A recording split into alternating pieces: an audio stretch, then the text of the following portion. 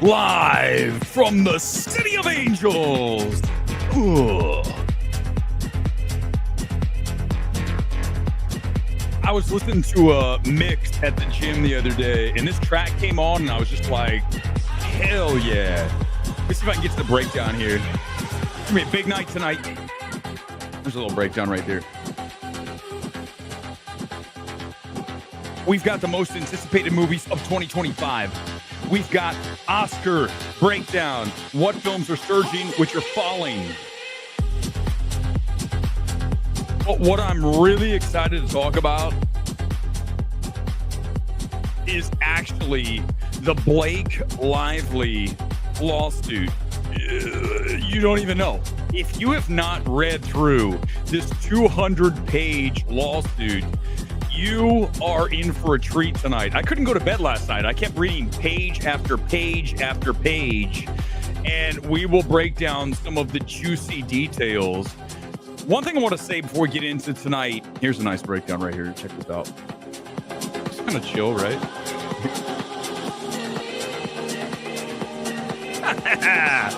What other movie show that you watched, news show, whatever you want to call this, does this? Nobody. Nobody does what we do. No one can do what we do. This is like old school me at a rave playing this shit just in the corner just going, fuck yeah. So here's what I want to tell you. We'll play it again at the end, by the way. Blake Lively and Ryan Reynolds wish they never opened this Pandora's box. God almighty, what a disaster for them. What a fucking disaster for them. Let's get started here, though, with the Oscars on this Sunday night. Thanks for being here live from the City of Angels. As always, it is never on tape. No, we do it live here on this night before MLK Day. So if you have the day off tomorrow, enjoy. We're going to go a little longer tonight because I have so much to discuss. In addition to the most anticipated, we have a live MMT evaluation of Soderbergh's new Presence. He was there last night for the Q&A. To give you some idea of how I feel about the film, I left after 2 questions. So that should give you a little clue as to how we're going to go with this film. But I really can't wait to get into the Blake Lively lawsuit. It's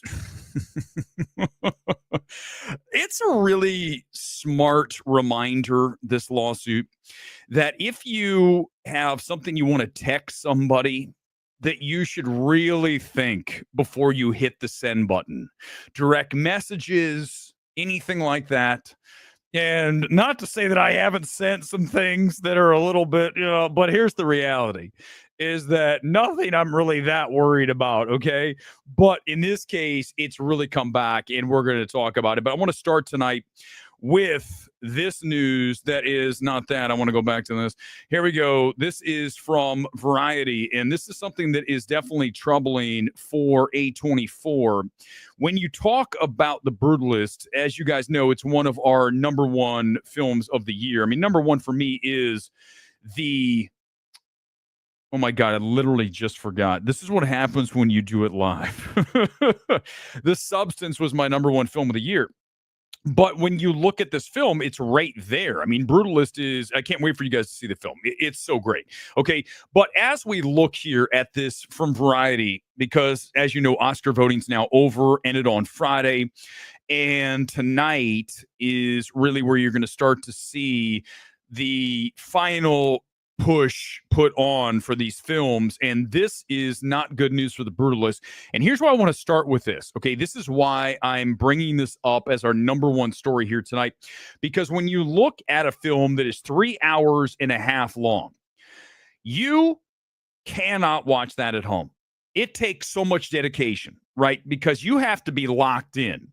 And I talked about going to see The Brutalist at AMC at the 8, which has recliners. I made a specific appointment to see that movie in a recliner so I could be totally comfortable and fully immersed inside Corbet's world. And this is by far one of the best films of the year. It's not a contest, right? We know it's right up there in the MMT rankings and anybody who's seen this film. There are issues with it. Go back and watch my evaluation. But the length is one. no question. So these Oscar voters are like, well, I'm not going to finish it. Some people didn't get to it or didn't finish it because they're watching it on the streaming service. The Oscars has a website that has all of the options that are available for you. You can hit a button, watch it at home. This is not a watch at home movie. This is why I started with this, is that it is so important that you see some of these films in theaters. You cannot get the same experience at home because for not just listen, yeah, someone's talking, it's a pain in the ass, I get it. But if you are talking about here in Burbank or Los Angeles, in greater the entire area, everybody here is so dialed in to the business. I don't have to worry that much about people talking or on their phones because it's pros. There are all kinds of industry people in any screening you go to, certainly here at Burbank. So, but if you're not totally locked in at home, you're not going to get the full wattage of this film. It's going to miss in certain spots because you're going to grab your phone. We've all done it. I've done that. I recently had a screening link to something. I turned it off. I'm not going to tell you what it was. I didn't finish it because I had my phone out because I was bored. But if I'm in the theater, if it gets boring, I will stick with it because I made the commitment to drive to the theater, sit down, and get this thing through, all the way through. And if I'm going to discuss the film, I better know what I'm talking about. So if I've ever talked about a film here, I've seen it. I'm not making shit up, right? That doesn't make, why would you do that? That's insanity. So if I ever start a film and don't finish it, I'm going to have to say that I didn't, like The Outrun, didn't finish it, right? The Ronin film. Started it, and I'm like, this isn't that great. It's okay. It's not the worst film, but I'm like, this isn't really going anywhere other than BAFTA. I'm going to turn it off. You're allowed to do that. But for me, obviously, if I'm doing an evaluation, I cannot do that. That's problem number one for the Brutalist is it's long and people aren't sitting around. But the other problem is this AI thing. You guys heard about this, right? They use generative AI model, Respeecher, to finesse the Hungarian accents of both Brody and Jones. AI was also used to establish some of the designs of buildings in the film, which is very impressive. The production design in this film is one of the best of the year. It's the top 5, no question. Listen, let's just face realities, okay, before I get into what's really happening here. AI is coming for people, okay? Just this. If you have a job that can be replaced by AI, there's a good chance you're going to be out of a job within the next 5 years. It's the reality of it. And I know Hollywood wanted this completely left alone. That was a big part of the SAG-AFTRA strike and WGA, all of that. They were just like, listen, we don't want AI. Problem is that the studios want it because it's cheaper. And AI can do a lot of these things better, or at least, okay, let's just at least say on an equal footing, equal level as someone who is reasonably talented. AI is going to do shit that we never even imagined. That's why you look, and we'll talk about the most anticipated films of the year in a few minutes. Look at Mission Impossible, and you talk about the second half of Dead Reckoning Part 1, which is now retitled whatever the hell they retitled it. But right, the AI taking over the world very much is the world we're living in right now. But the reason that this film is getting attacked, both for length and for the AI, is because other studios, Netflix, love to throw out the dirty laundry as we get into the Oscar voting and into the final stages of which films are going to get nominated and eventually what will win Oscar. Okay, so studios such as Netflix, and Netflix is run by Lisa Tabak, is their main awards person. She's been around here forever. She's old school. She started with A24 and some other studios, and she's known to be ruthless in these campaigns. One of the things she loves to do, not just her, but a lot of these awards, strategists for the studios, they want to make these films look weak in whatever area it is. Bring up dirt on an actor, on a director, on using AI. And that's exactly why I sent this tweet out. A lot of you had a reaction to it. The Oscar sabotaging campaign that you're looking at here of The Brutalist, brought to you by Netflix. Because why? Because they don't want The Brutalist to be in contention with Emilia Perez. Now, I still haven't watched Emilia Perez. I will see it before the Oscars. Don't worry. I know a lot of you do not like the film. Trust me, if I hate it, you're going to see it. You're going to hear it, and I will not stop berating it. as I have an aura. So don't think that I'm not going to, go after it if I don't like it. But, listen, it's Netflix. I can't watch it in a theater. That's why I still have held it off, because I don't want to watch their shit. But they are looking to sabotage films. Of course they are, because they want to win Oscar. Okay. A hit job, 100%. Exactly. It's not Club Chalamet. It's not Simone. Okay. Simone's a friend. Can I touch on something? This is to the awards midget. Okay. Awards midget. Simone is 1,000 times the person you will ever be. And she's also taller than you. So remember that when you are the awards midget, that people need to keep reminding you of that. Because if you look too closely, you're going to miss you, because you look like you're 10 years old. Okay. If you fuck with my friends, I'm kind of like, from Game of Thrones with the dragons. That's coming up, guys. Oh my God. You know what? Weber's going to get in trouble for that. How dare you? We don't say that. Give me a fucking break. Grow up. I'm going to be honest, Weber. Brutalist was overrated for me. So good. It's not a masterpiece. I didn't say it was a masterpiece. We didn't call it that, right? No, we didn't, Hamza. We said it is a strong film that has weaknesses like majority of films that you see. Okay. And I think one thing that bugged me about The Brutalist that I really want to touch on that we haven't really talked about is the fact that there's a scene where they are sitting down and they're having a conversation. And I kid you not, when you watch it, you can see the collar. These are the things that happen when I watch these movies. The collar is out and then the collar is in. Okay. It's a long monologue. Collar out, collar in. So he wearing like a jacket, and the collar, it pops out and in. So as in TV news, as you guys know, and you have to have a tie on, and the collars have to stay inside the suit. If it comes up, it shouldn't. And in the middle of the scene, it's up, and I'm like, that shouldn't be happening. And then it's back. You guys know it's continuity, right? If you are a director, please pay attention to continuity. These things are really annoying. And that's when I was watching The Brutalist, I'm like, no, don't. And then there it is. So you have to pay attention to make sure that things stay the same. Like a tie that's up and then it's down, it's up. There's scenes like you've seen stuff. You know what I'm talking about. Don't do that. Don't just be aware of that shit. Okay.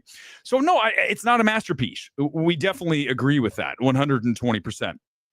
All right, let's do MMT's most anticipated films, because it is a big topic. You guys have been asking for this for a while. So let's go over the most anticipated films according to IMDb first. Then I'll get to Rolling Stone's top 50, and I'll give you some of mine extracted from these lists. Okay. Listen, when I look at this list right here, there's a lot of films on this list I have no interest in. But according to IMDb, these are the most anticipated movies of 2025. Okay. You guys ready for this? Number one is Superman, which is not surprising. Okay, listen, do I want to see it? Yes. Am I excited for Superdog? Hell no. Should have left him in the League of Super Pets. It should never have come out outside of the cartoon. Okay, and I know before, but I'm talking about the most recent animated Warner Brothers. Remember that DC League of Super Pets? I don't like Superdog, but that's fine. We'll see how it works out. I do trust pretty much James Gunn, so we'll see. We'll see on that one. 28 years later is certainly way up there for me. Okay. No question. When you have the return of Danny Boyle, then you're talking about, here we go. Right. I mean, I always discuss the fact that you are in Danny Boyle talking about the most underappreciated director and the most versatile director that we have going today. And he doesn't get nearly enough publicity, nearly enough love from anybody. And we have always planted our flag with the Danny Boyle love. Okay. Go back and look at a film like Millions. You go, obviously, you can pick out the obvious ones like Slumdog Millionaire. The one I direct you to all the time is Yesterday, because Yesterday, if it was given to any other director, would be a disaster. Because Boyle directed it, it's very good at what it is. Okay.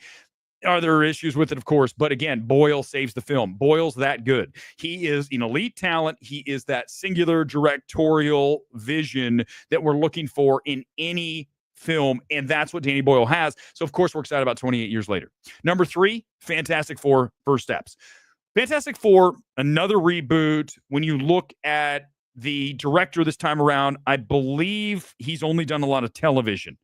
Not WandaVision was the Marvel thing he did. So that gives me a little bit of concern. But then again, it's a Marvel movie, so you don't see a lot of direction in it, right? The director disappears, right? It dissolves into the film. So you look at Chloe Zhao in Eternals. Goodbye. I'm sorry. Where's Chloe? I don't see. Did Chloe direct this? I don't. That's the issue. So when you look at Fantastic Four, I don't know how much it's going to matter that the director hasn't done, to my knowledge, anything major. It might even be his first feature because a ton of television. Okay. How to Train Your Dragon. No way in hell is that my number 4. Okay. Number 4 here to IMDb. That's a film that we just got. We have the animated version. I don't need a live action. Universal does to make money. That's why they made it. But there's no specific reason that film exists, right? None. Zero. So when you are asking me, am I excited to see it? Hell no. Will I watch it? Yes, of course. And do I want it to do well? Yes, for movie theaters. But I want original stories. I want original content. I do not want a live action remake of How to Train Your Dragon 1, 2, and 3. We just why? What's the point? Okay, Thunderbolts was number 5. Whatever. Every time I watch the trailer, I'm like, who directed this? It looks so generic. So not excited about that, but it's Marvel, so of course it's gonna be on this list. And then Captain America's number 6. I think that film's in big trouble. Brave New World's in huge trouble. Okay, because you've taken the beloved character and now it's no longer, right? Same guy. So that's already an issue. Then you have Harrison Ford as Red Hulk. Who fucking cares? Harrison Ford's so old. I mean, listen, he's a legend, but at some point I'm tired of his grizzled, angry bitch guy. Okay, right? We've had enough. Snow White's number 7. Okay, good luck. Disney's bombing hard. I wonder if they paid for this because this is really weird. Number 8 is Jurassic World Rebirth. Who cares? Another reboot. Except Scarlett Johansson might make it somewhat interesting, at least if she's wearing something tight. Oh my God, Weber, you're terrible. How dare you? Women are just more than just tight things. Oh, stop being such a fucking stuck up. God, Minecraft, number 9. Okay, yeah, that's definitely not number 9 on my list. And number 10 is Mission Impossible: Final Reckoning. As we mentioned, the AI. Here we go, the Final Reckoning, or Dead Reckoning Part 2, Part 3. That's IMDb. Okay, let's get into now. And then, by the way, as I do this, feel free to pop in. Exactly right. Coach sipping Jamba Juice, 100%.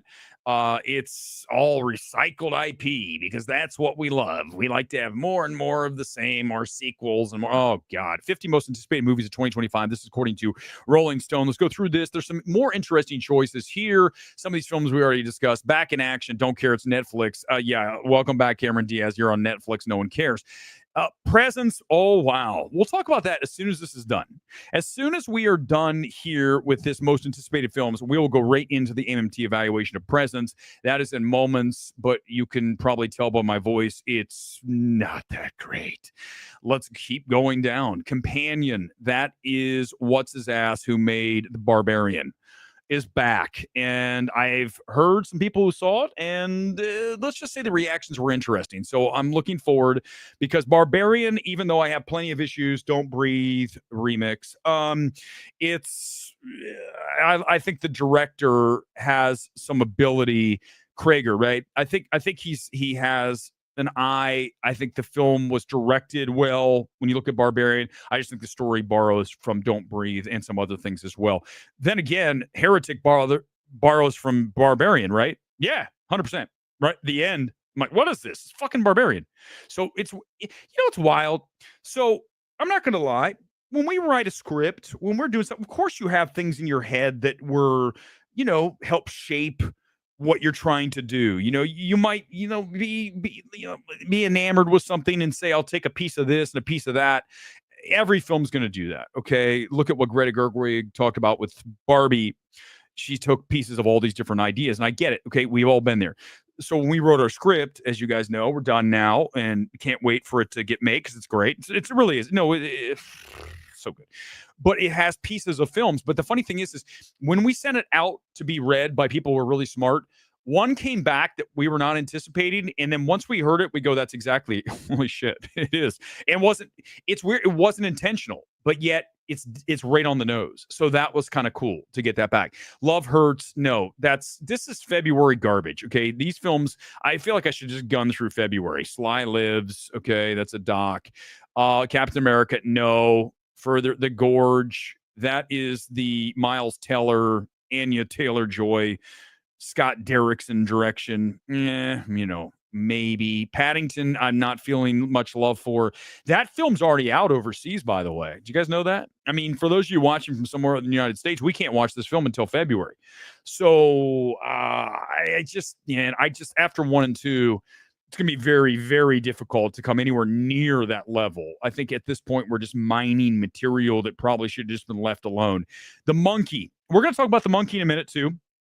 Presence in The Monkey coming up. Monkey had its first reactions, and I'm going to call out the critics. Hold on for a second. The critics. Whoa, baby. Bring out the air quotes. The critics who saw The Monkey. Remember, studios stack the deck with critics who are favorable to films. Do not ever forget that. And guess who's not favorable to films and is total wild card? You damn right. I will never get invited to the first screening of anything ever again. It'll never happen, ever, because I will come out and fucking flame it. It'll be flamethrower. Goodbye. It's gone. I always go back to, I'm continuing on the list. Just, you know me, I'm going to go ahead and take a little side trip here. I go back in Babylon. I'm 100% certain this was not my goal, but I know for a fact I had a huge role in destroying that film. And I'm so thrilled I did. Like, if there's, what are my major life accomplishments? Derailing Babylon before it could even get going. I was the first guy to come out and say, this is some shit right here. And I am 100% right, and you all know it. And so did Paramount. Paramount did not like that. The PR agency hated it. They texted me, called me in the morning. Hey, you got to take that down. I'm like, Jesus criminy, because I destroyed the film, destroyed it. And it was just getting started for the Oscar run, and it was dead, already dead, because I don't need reinforcement. That's the difference. When I talk, people fucking listen. Do you know why that is? Because my word has weight. I don't just throw shit out there and say things to get approval. I have no interest in that. Zero. If I did, someone was saying earlier, like, oh, why do you always drag Grace Randolph? She has more views. I don't give a fuck if Grace Randolph has 10 million views and I have 5. I'm better than Grace Randolph. I will destroy her in the live stream. It won't even be a fucking competition. Do not make yourself look like a fucking idiot. Do not say that shit. I don't care. I don't give a shit how many views I have. Do you think I care? Do you think I go to bed at night and go, oh, I only have 2,500 subscribers? I don't shit. Dude, you don't understand. I'm the fucking man. I don't need that shit. It doesn't matter. I know it. And you all know it too. So don't come in here like, oh, you don't have as many views as Grace Randolph. Guess what? I would annihilate her in a live stream. It would be literally a beat down. They would stop in the first round. I would never box a woman. But if it were, figuratively, not literally, then it would be over. One punch over. Goodbye. What happened to Grace? Oh, I'm sorry. Because she's not good. That's why. Mickey 17. I still am excited for that. It's Bong. I mean, how can you not? I'm obviously very much leery of this release date, the fact it's been moved around, the fact they didn't drop it for award season. That means it's not good. Let's remember, Weber's better than everybody. Sorry I have to do this shit. I'm going to do it every time, okay? Because I have to remind you that you're watching the fucking king, okay? You're not watching the awards idiot or any of these people. I'm the fucking man. And let me tell you something. The reason I am is because I drop knowledge all the time here that's better than anybody else. It's not a contest. Mickey 17, okay? If it were a good film, you do not drop that in March. Why? Because it's an awards film. You do not release it early in the year. There's only a few exceptions to that, and we know what those were recently. Black Panther, Everything Everywhere, and Get Out. What do those 3 films have in common? Think about it for a second, and I'll let you answer that in your head. What do those 3 films have in common? Mickey 17 does not have that in common. You got to understand, if you release a film in March, the chances of you having any success at award season is next to 0.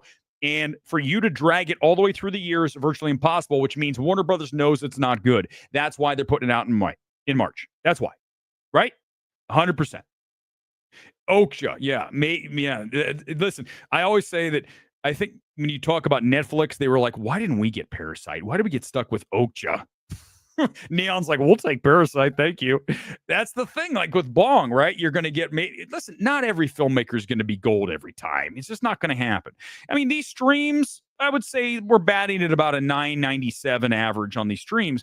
It's very difficult. They're always live, but I'm just saying there's going to be one that's not great. Not tonight. So far, it's good, but there's always going to be one or two that's like, okay, certainly go back and watch some of the old ones. On Becoming a Guinea Fowl. That is no, A24. Forget it. Not interested after their 2024. Black Bag is Soderbergh. Keep going here. Electric State is from the Russos. That's a hard pass. Opus. Oh, I really like. Listen, are you kidding me? Malkovich's in this along with Ao. Oh, I'm excited for that. Mark Anthony Green, his debut. Don't care. I just like the names in this. Okay, that sounds good. Opus. Let's go to Alto Nights. That's another movie that's going to be dead. It's Warner Brothers March release. Dead meat. Going to be bad. Snow White. Good luck. It's going to bomb hard. I mean, we're talking really hard. By the way, can I say something? As I always do, I'm going to drag Disney back and forth as much as possible because, as I told you guys, Disney doesn't. I'm not good enough to go to the Disney, even though I raved about Deadpool Wolverine, put it in our top 10. I'm not good enough. I'm not worthy to go into their critic screening of Losers. 100%. Literally, every single person in attendance has to have a hooker to get fucked. I can't even get in the place, and I'd roll up with bitches. I can't even get in. Okay. The problem is, this is how we're going to do it. I've decided at this point, you guys know, the stream is what it is. You already watched me do the fires. Tonight, you're watching me destroy things. I will not stop. It's going to be a nonstop flaming, roasting, and destruction. Okay? It's never going to stop. That's and Happy Gilmore too. Screw that. But Disney, you're not even inviting me. So you know what? The fact that you don't have the courtesy, I don't even want to go. The funny thing is I wouldn't even go because I don't want to see these people. You don't even understand. Like, see that fucking guy. I don't want to see Jabba the Hutt try to get up two stairs. Jabba the Hutt can't even get up 2 stairs. I can't. It makes me sad to watch Jabba try to climb upstairs. I don't want to be there. Weber's being mean again. How dare that? That's just mean. No, go tell the studios. Don't let him come to you. Guess what? I'm not coming to your stupid fucking screening, so I don't care.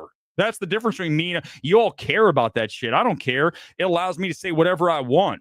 I don't have to watch Jabba the Hutt barely get up 2 sets of stairs. Death of a unicorn.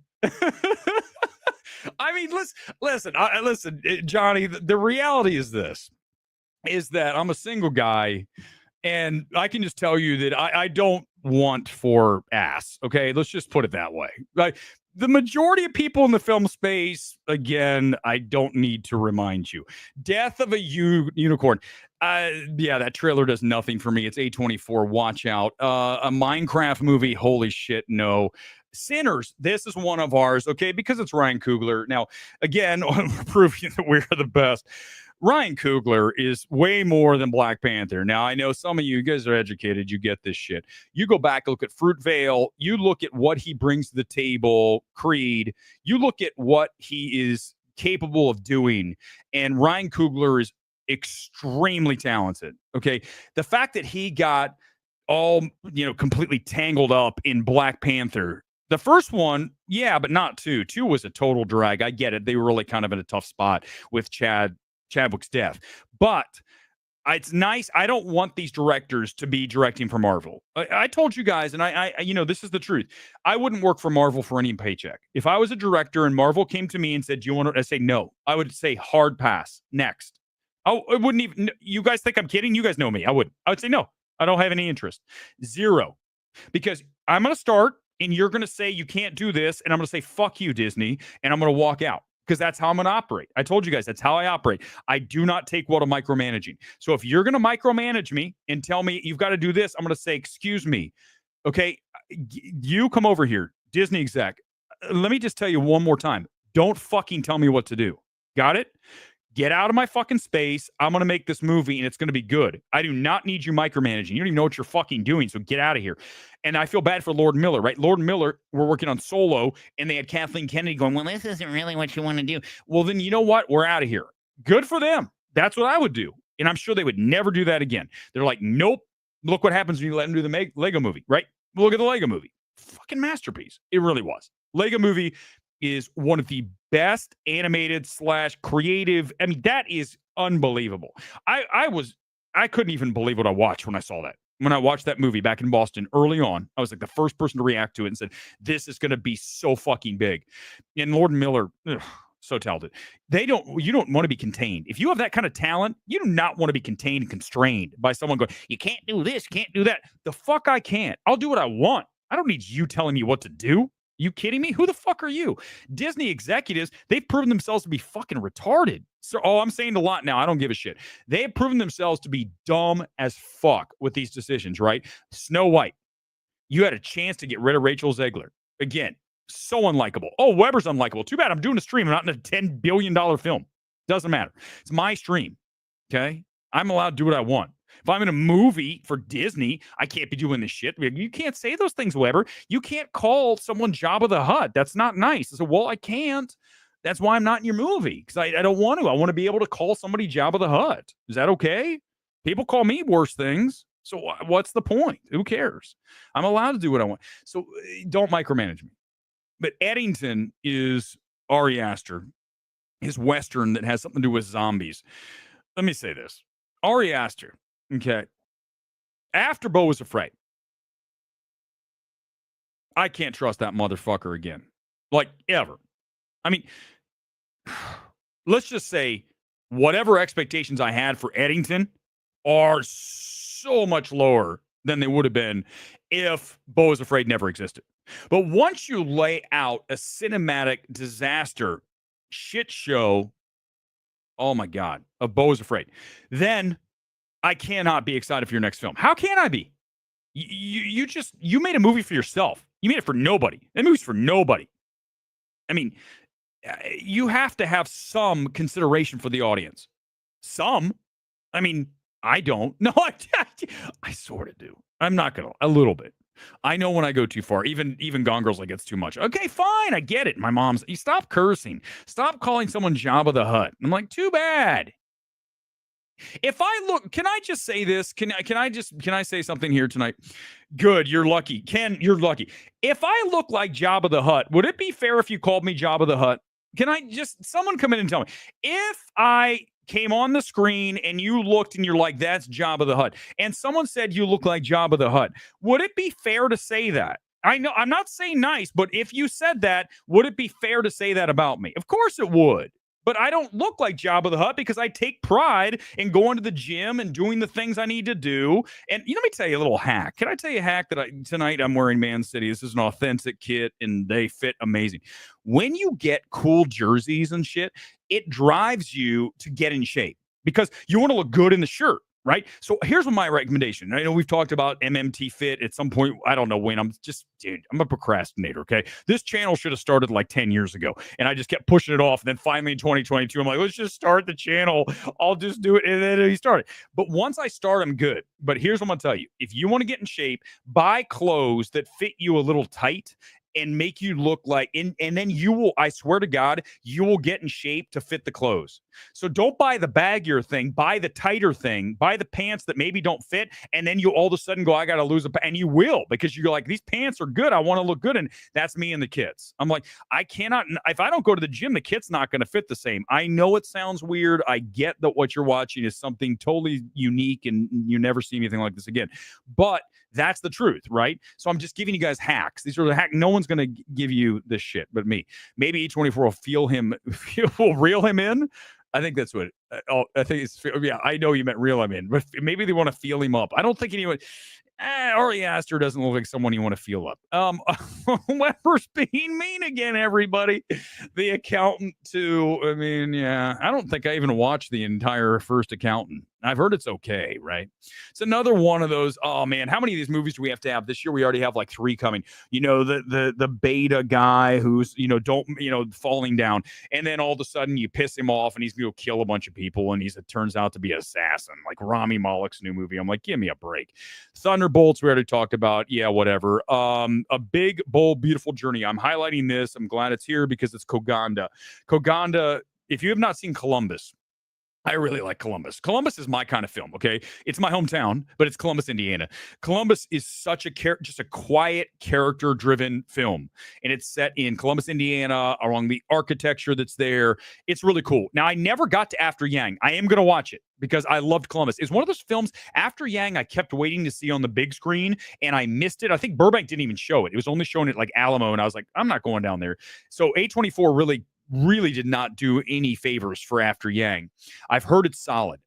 Just after Columbus, I'm excited for Koganda, so that's his new film.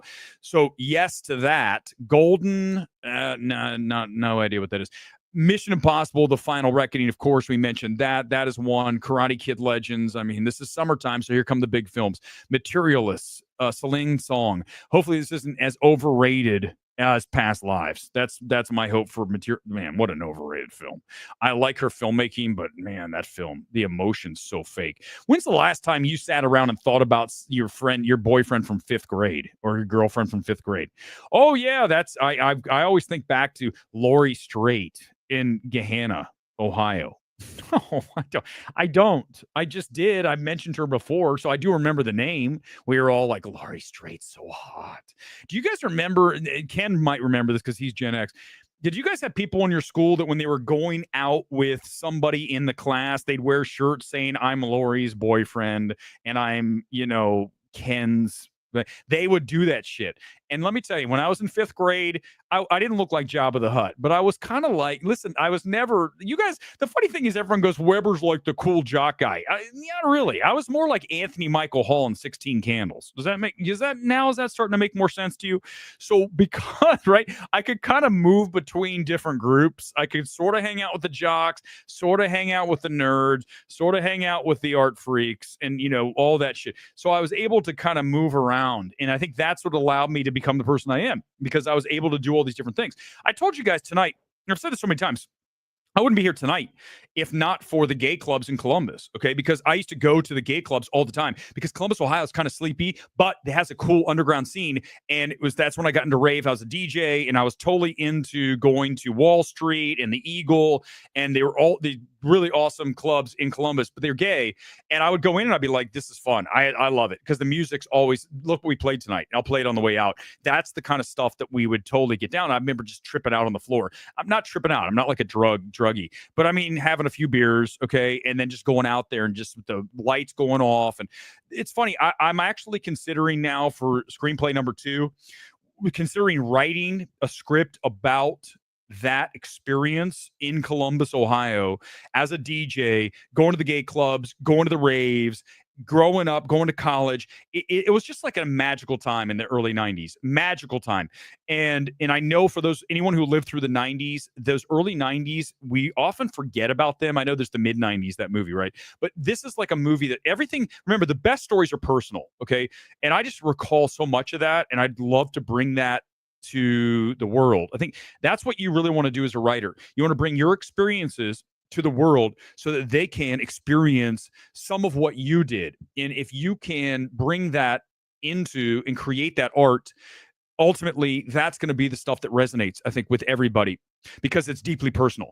And that's what we wrote. That's what I want to write for the next script. And that's what we continue to do here. I think when you watch the stream, listen, do I go too hard? Do I go over the line? 100%. But are you watching somebody who every single time is being 100% authentic, unvarnished, and true, and not at all forced? None of the shit's fake. None of it, okay? Do I heighten some things? Of course. But ultimately, you're getting who this is it. There's not an act. And that's the thing, is so many people like on TikTok and all the shit you watch, they're not fucking real, or they're holding back. Do you see this? I don't ever hold back on the stream. It's never held back. It's always full on, full throttle. Okay. And for whatever, hopefully you appreciate it. I imagine if you watch, you probably do, but you understand. And I think that's what you need to bring to your art to your film, to whatever you're writing, whatever your music. You got to bring that. Ballerina, I mean, it was test screenings for a long time.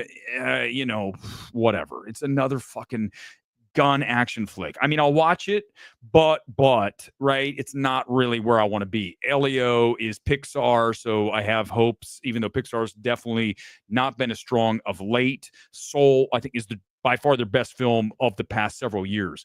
28 years later, number one film for me because of the fact that you have Danny Boyle and you have Alex Garland writing. Writing is where Garland needs to be, not directing. He's a better writer than that director. We talked about that. Listen, you can have a lot of skill sets, but you can't do them all perfectly. I have limitations. I don't know what they are, but I do. And the point is once you get, you have to know what you do well. And I do live well. And obviously by myself. I don't have a bunch of boxes for people going off. Okay. It's me. I have to go. And to do this takes a ton of bandwidth. And we're already up to probably half an hour. I haven't even looked. I'm not even looking. I'm looking at my screen at the movies. So when you know what your limitations are, Garland's as a director, he's not a great director. I mean, Civil War is very unimpressive across the board. And as a director, from a visual standpoint, there's nothing interesting about Civil War until the end. And even that is whatever. At that point, you already lost me. 28 years later, Danny Boyle is, like I mentioned off the top of the stream, hell yeah. I mean, we need to give this man more love. F1 and Brad Pitt teaming with Kaczynski from Maverick. This is going to be good. This is going to be really good. And it's also Apple/Warner Brothers has the release on this. This will be big, right? This is a big film. And, I'm not talking about big as far as, $200 million. I'm saying this is going to be a massive scope film. You watch that trailer and they're playing Queen and you're like, oh my God, this is why you go to the movies. F1 is why you get in your car and you drive to AMC or Regal and you sit your ass down in IMAX, or I think Regal's going to slay 4DX.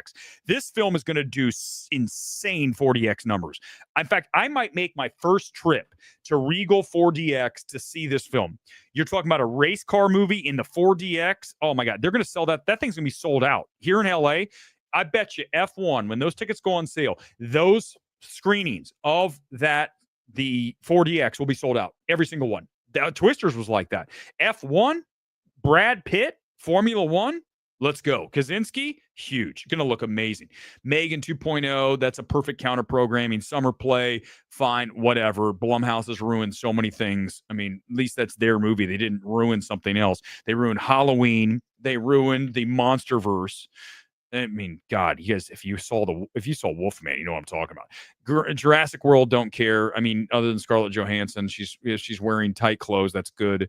So I know she's married. I don't care. We're allowed to say she still looks hot, aren't we? I don't know. Are we allowed to do that?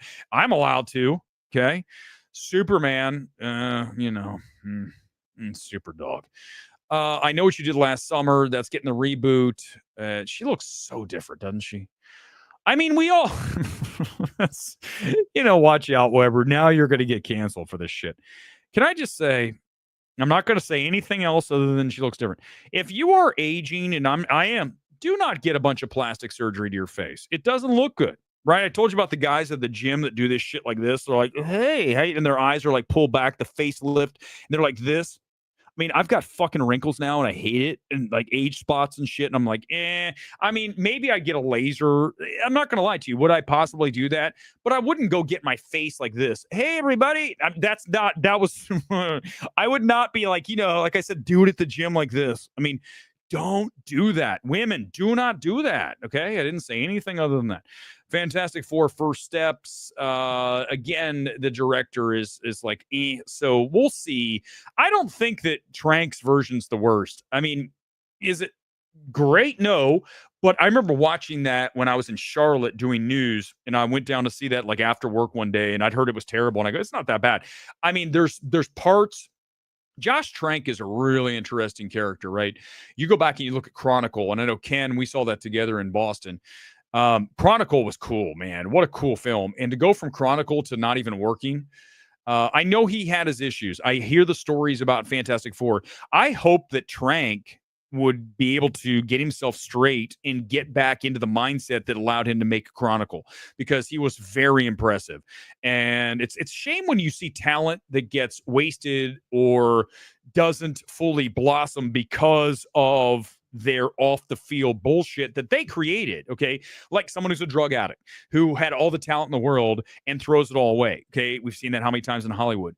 So that's why, listen, I don't do drugs. I don't do drugs. Okay. I'm having my Corona premiere and still not sponsored, but I do like this. It's low calorie. It allows me to keep my trim, lean figure.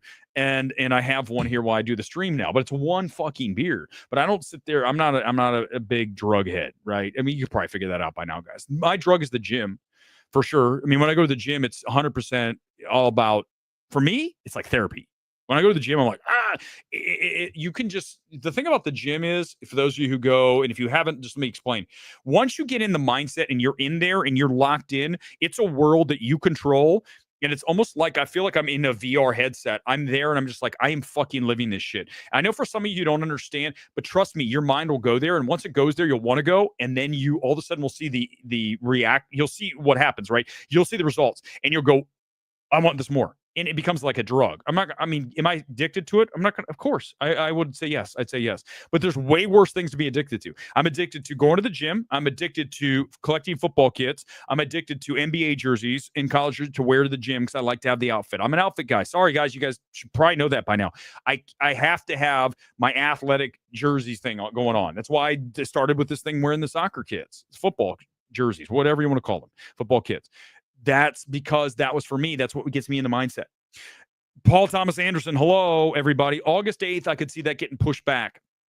It's an interesting counter programming play, right? Because you look at that release date of August, it's very early for an awards film. But then again, it's Paul Thomas Anderson, so it doesn't matter. I mean, listen, I talk about how you don't want to be too early on the award season. Like March is way too early. But you look at an Oppenheimer and a Barbie, they were July. So it's very much possible. So it's interesting that, if Paul Thomas Anderson movie in August might actually be a good call by Warner Brothers. If I look at what else is out there and, once we get closer, I could probably do it now, but let's just say as I get closer, I could really see how things are going to go. And it might be the perfect counter programming play because people are still going to the movies in early August, right? July and August are still really strong. August starts to fall off. Back half of August into September's dead zone again because football's cranks up, kids are going to school, all that college football, all that stuff, right? So that is the issue with a film that hits later in August. So that might be a decent date. It won't be a problem for awards. It's PTA, and that's not going to be an issue. The Bride is Maggie Gyllenhaal's follow to that Netflix movie, The Lost Daughter, which I was not a fan of, but I did like her direction in that. So it is The Bride of Frankenstein. And I could see that being strong. It's Warner Brothers. Warner Brothers has a lot of films this year. Hopefully, a better year than this year. They thought they'd have Joker 2 as a best picture again. And it is one of the best films of the year. Joker 2 is, no question. Oh, is it better than Anora? Are you kidding? You're kidding, right? Did you just ask that? Did you just ask me if Joker 2 is better than Anora? Are you fucking kidding me? Not even a comparison. Guys, we can't be this wrong. Like, you can't be that wrong. You need to understand something. Joker 2 is cinema. Anora is the most overrated film that we have seen come down the award season pike in forever. Okay. I mean, well, yeah, definitely worse than Everything Everywhere. No question. I'm not going to do it again about Anora. But I heard that Sean Baker's going to have a screening in Burbank, and someone said you have to go. Can you imagine if I went to that? They would. I guarantee the audience knows because I've dragged that movie so much. They'd be like, you can't be here. Like AMC might say you cannot be in this theater because you're going to heckle Sean Baker. I would probably yell overrated and then get kicked out. Listen, Sean. I'm just going to tell you something, man. Please listen. We made you cinema champion. We love the fact you love the movies, but I'm going to tell you, I'm going to level with you 100%. You're the most overrated writer that we have working in Hollywood. If this was by anybody else, if Anora was written by anybody else, no one would have ever talked about it. That's the problem. We do not evaluate films based on legacy, filmography, and stature of director. We don't do that shit. Presence is coming up in a second, okay?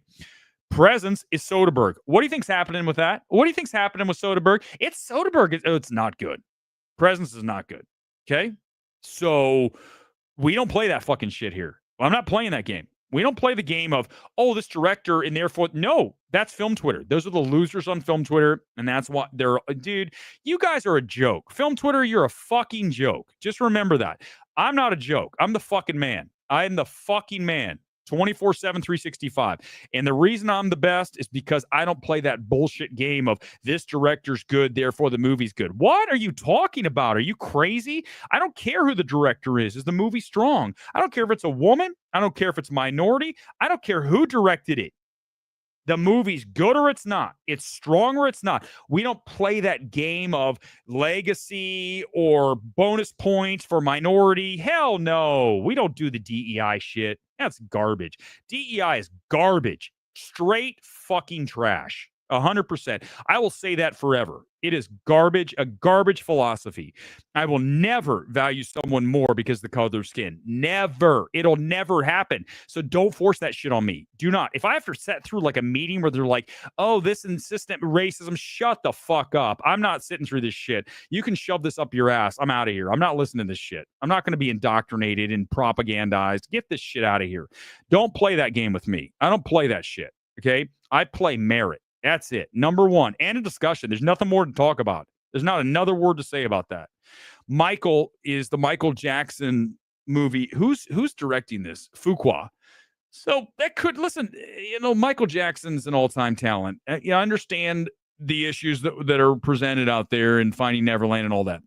But again, remember, we always talk about this all the time, right? We talk about separating the talent from the off field because ultimately, I always bring it back to, and I'm sure by now you've heard the story 100 times. I'm not going to bring up Weinstein. I'm going to bring up Benoit, Chris Benoit, greatest technical wrestler possibly ever, certainly way up there. He killed his wife and his kid. That makes him a piece of shit, garbage, evil person. But in the ring, he was something else. That's what we're doing here with Mike. You guys understand? That's why I'm better than everybody. What I just did makes me, just that alone. Grace Randolph can't do what I just did. So for those of you who are like, great, I'll drag Grace every fucking stream and you can't stop me because I'm right. Because she can't. She can't do what I just did. She wouldn't do it because she'd be too afraid. I'm not afraid of saying anything because I believe it. And it's true and it's right. Everything I said is accurate. Have I said anything wrong? You're going to tell me, explain to me how DEI is not a garbage policy. It's garbage. When you are specifically saying some people are better than others because of the color of their skin, it's garbage. It's garbage. We're not going to have that shit. It's out of here. My company's not running that shit. And I'm going to tell them right now, if I had a DEI coordinator come in and say, I would say, you can just leave. Get your shit and get out of here. We're not spending a penny on this. Get out of here. Don't even start your speech. Don't even start your spiel. I don't want to hear it. Get out. We're not doing this shit. Thank you. Goodbye. Let me tell you something. The way I'm talking is how we need more of the world to go. We need more people in this world who talk and delivers things like I am right now. There is not any gray area here, okay? I've talked about this with many issues here in Los Angeles. If you put me in charge of any organization, I promise you this, I would come in and talk the exact same way, and they'd be like, there'd be people in HR going, he's talking mean. This is not yelling. This is not yelling. This is not me berating. This is me saying this is how we're going to do it, and you're going to fall in fucking line. Okay. I probably wouldn't say fucking, I'm on the stream. But in the meeting, I'd say, listen, guys, I'm going to make this very clear. You're going to do what I'm telling you to do because I know what I'm doing here and you're going to have to trust me. But I don't want you telling me I have to do it this way or that way. Because if you do, I'm going to walk. I'm walking. If Warner Brothers had me in on a creative meeting and they said, listen, I know you like this director. I know you like Rose Glass. And by the way, female, but we have to have, I'll be like, listen, I don't care that she's a woman. I don't care what you want. I want Rose Glass, and I'm not going to have this discussion.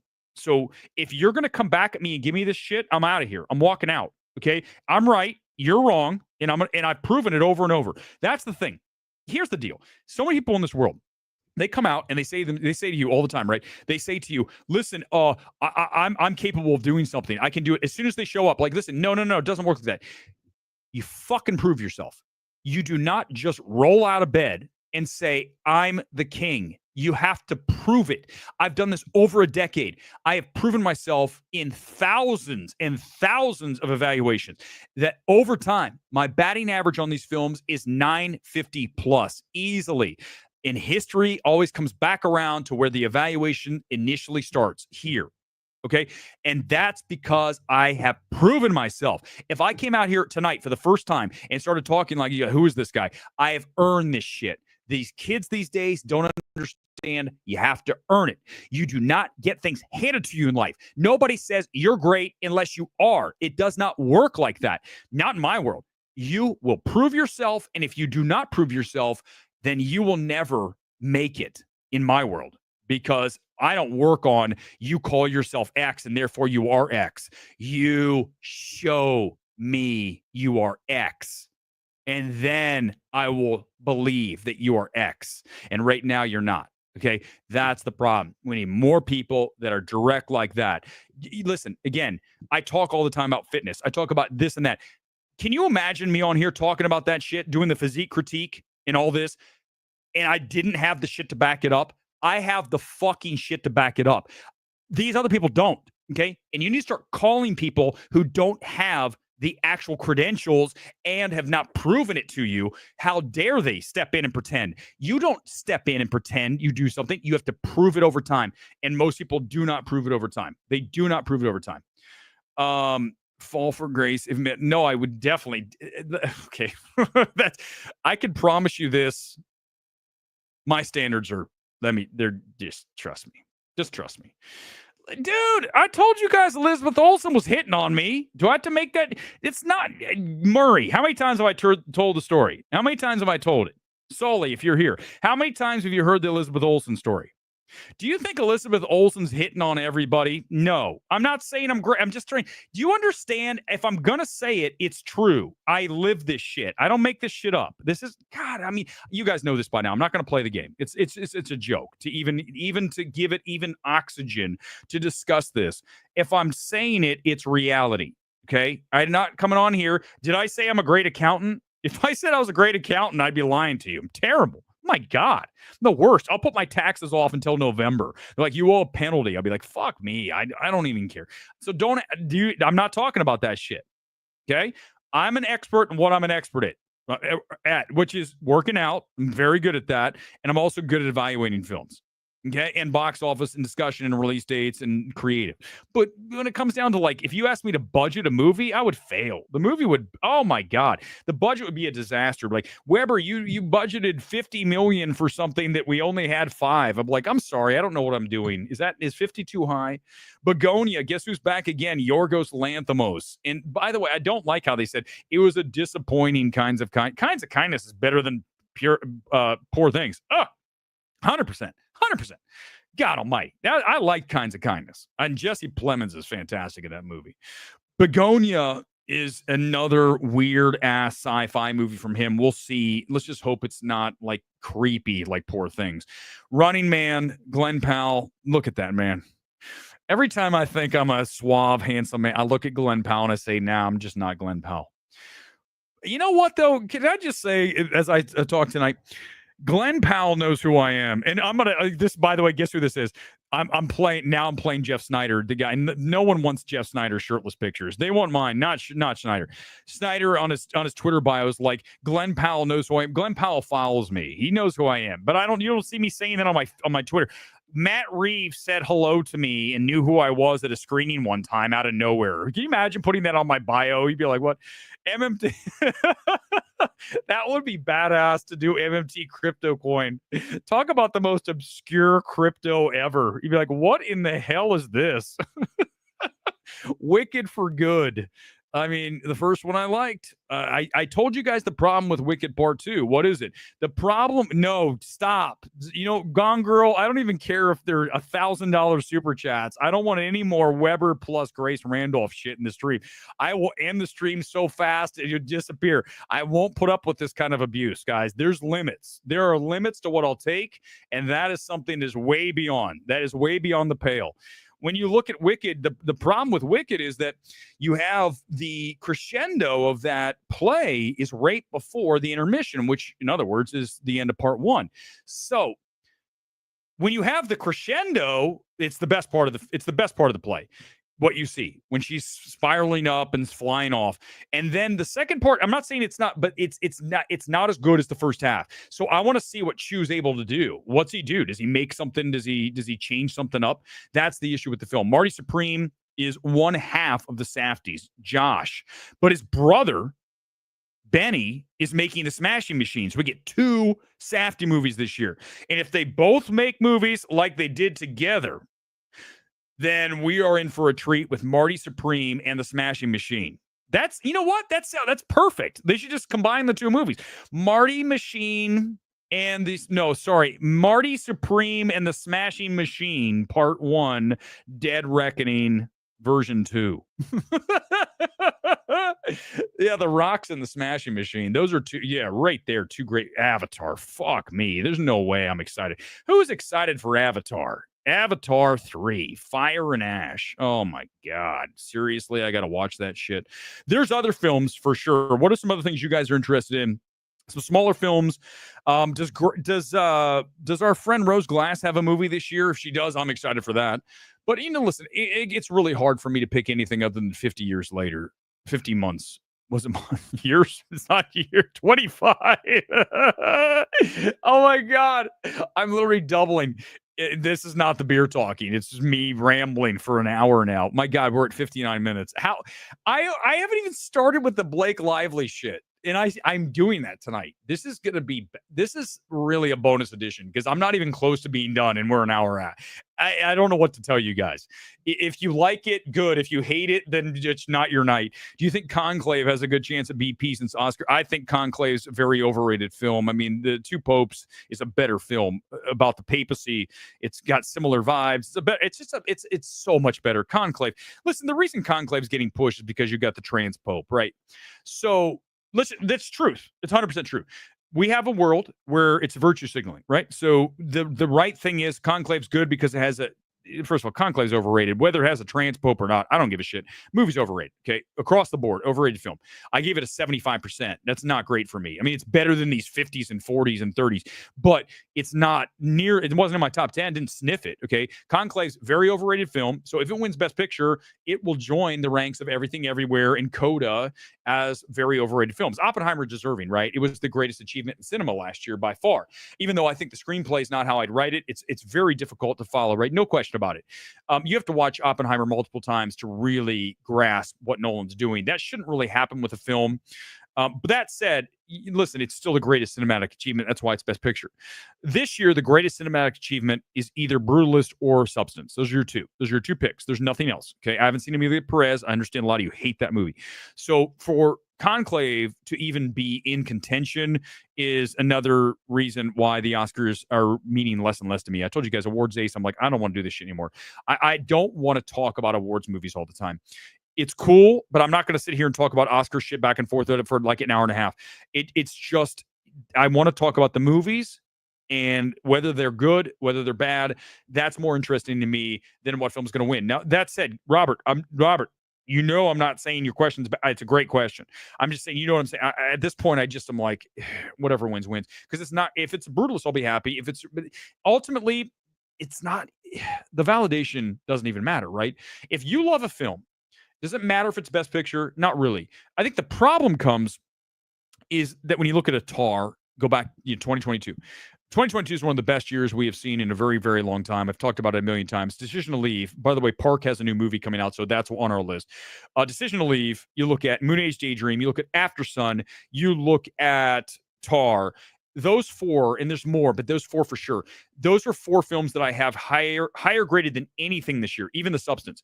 I would put all of those films above The Substance. That's how strong 2022, right? We talk about the NFL draft a lot. The NFL draft, every year, all the college kids come out, whoever wants to come out, and those who are seniors, they come out, right? So every year, the draft's different.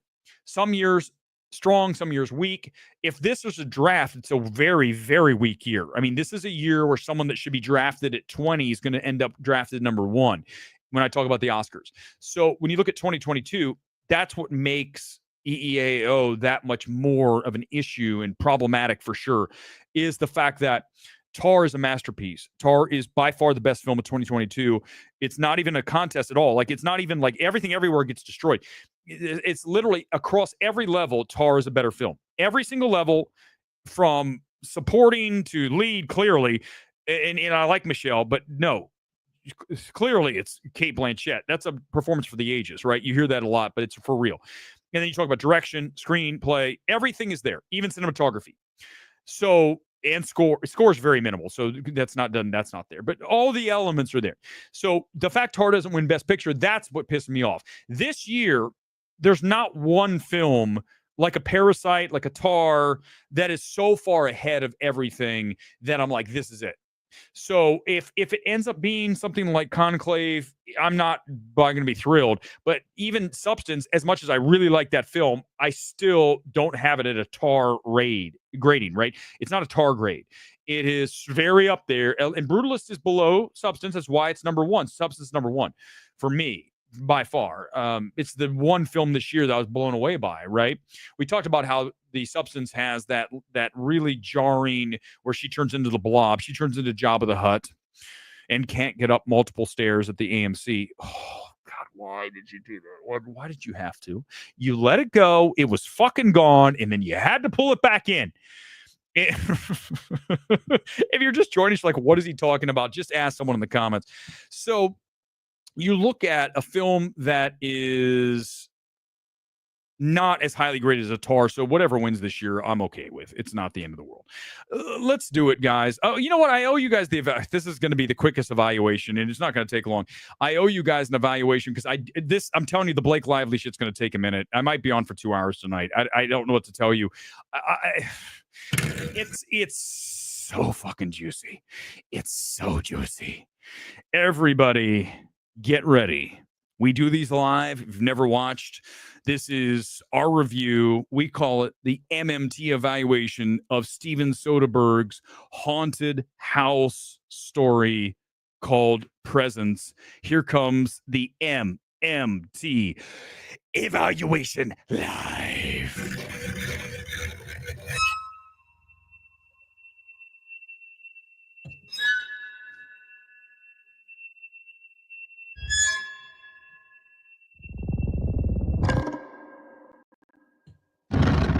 You have a presence here. It's trying to figure you out. It's trying to connect to you.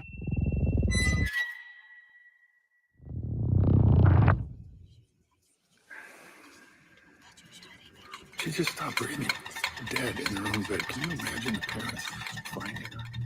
The trailer's already scarier than the movie. You can see it's from the ghost POV, right? So Soderbergh has the house. He takes his camera and roams around, as you're seeing here. And we get the POV of the ghost. And by the way, all of these quotes are the most ridiculous shit I've ever heard. Look at this one right here from Awards Watch. One of the scariest movies you'll see this year. There's not a moment in Presence that's scary. There are 0 scares in this movie. 0. Not one. Not 1 second of this movie will you be terrified, even remotely frightened. Not a nanosecond, okay? So this quote is one of the most bullshit quotes. You've seen all of them. This is what I talked about. All these early reviewers, it's the best movie ever. You know, by the way, this film debuted at Sundance, I think last year, right? Last Sundance. And they held it until now. Neon did. So remember, what happens at Sundance? It's the first screening. And all of the outlets, reviewers know that if they issue some proclamation of this is the scariest, this is the greatest, oh my God, it's going to get used in the marketing for the movie. And some people, for whatever reason, get their rocks off by seeing their name on the screen. Look, it's Awards Watch. Look, it's Awards Radar. Look, it's Lulu Maybe. Who cares? I was quoted for John Wick. Said the greatest action movie of all time, the last John Wick movie. I didn't care. Didn't matter. It was in People magazine. Erick wept. Don't care. I didn't care. I mentioned it because I'm saying it's happened. Doesn't matter. I would never say something about a movie to get on a quote. This movie's, oh my God. If you're saying this is scary, holy shit, y'all. Here's the problem. The number one problem with the film is, other than the fact it's not scary, I mean, that's an issue. This has one of the most ridiculous melodramatic stories attached to it. Okay, so you've got the ghost in the house waiting for the new family to move in. You've got mom, dad, brother, sister, and they're moving there because daughter just experienced trauma, and we're led to believe that it's the ghost of the person that she lost that's in the house. Okay, fine, right? There's the basic conceit. Here's the deal. Is that you have a situation with a boyfriend that shows up and then shit starts happening that you're like, what am I watching? Why are we doing this? The dialogue, also the kid, the son in the movie is not good. Okay. He is acting like big time. and he's by far the weakest of the cast. There's only five cast members, right? And he's not good. And that's a problem when he has to deliver and you're like, that's not that great. The dad in this is really strong. I don't think I've ever seen him before. I do like the dad. It's one positive I didn't get to in the actual thumbs up, thumbs down. He's solid. He does a good job. He's very natural in this film. Okay. But there's also a major problem. Overblown score. This is a shitty version of a ghost story.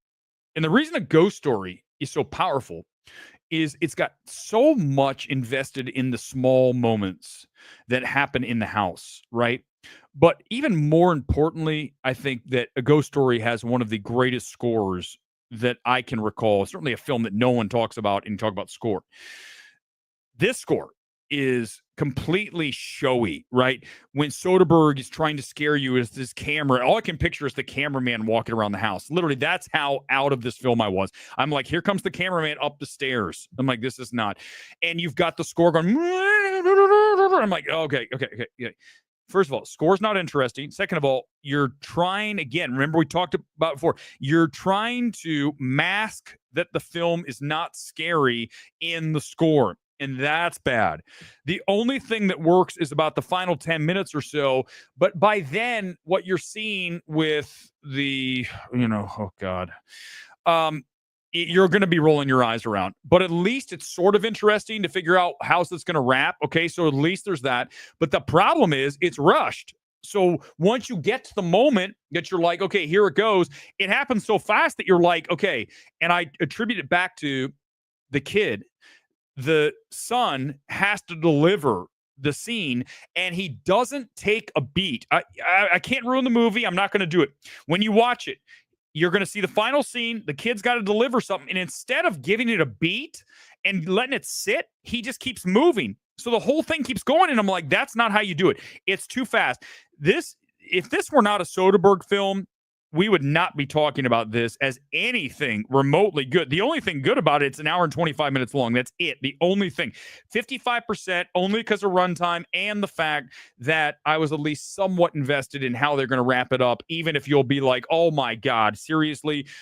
Okay, not a great script. And again, score is not strong. And if this were not Soderbergh, we would not be talking about Presence at any level other than, wow, that was forgettable. And, listen, I talked about this so many times on this channel, and we'll do it again. We talked earlier. Let's do it again because this is so important to really, really get.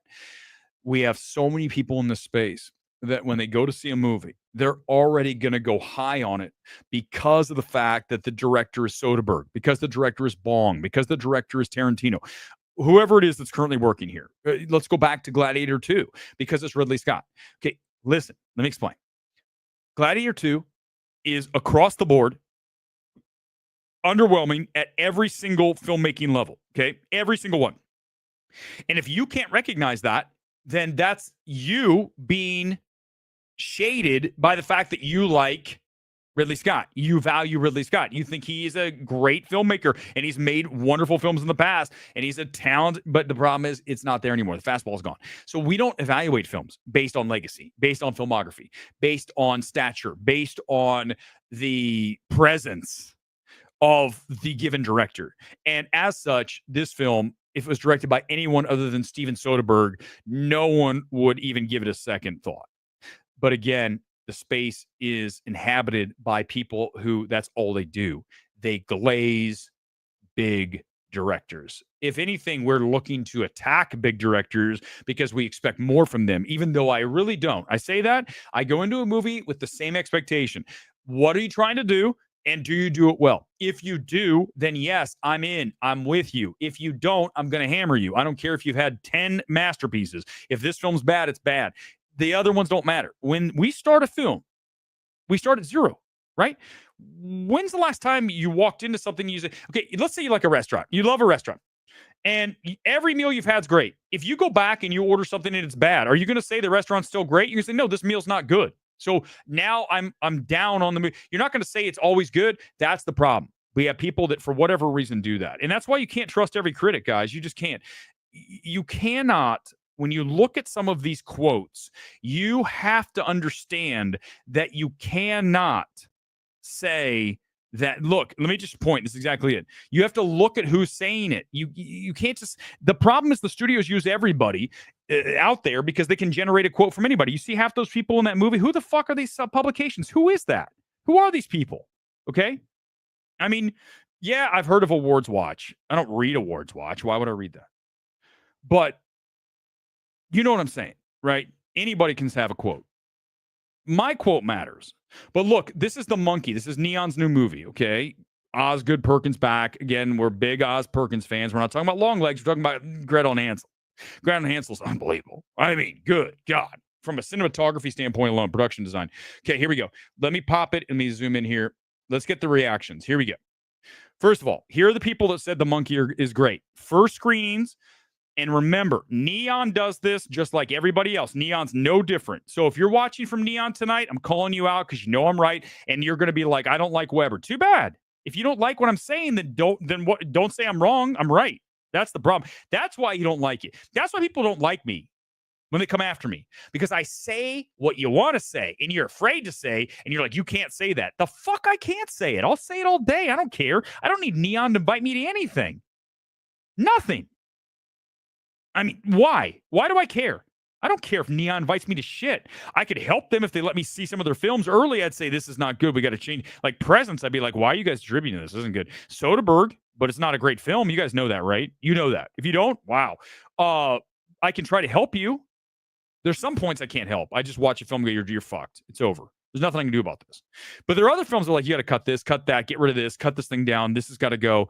And, go back to Everything Everywhere. I would easily cut 25 minutes out of the movie, and I'd be able to do it. It's a repetition on the back end. We just go in and say, this is out, this is out, this is out, this is out. Clean, clean, clean, tight, tight, tight. I want it 145. 145, lock it, we're out.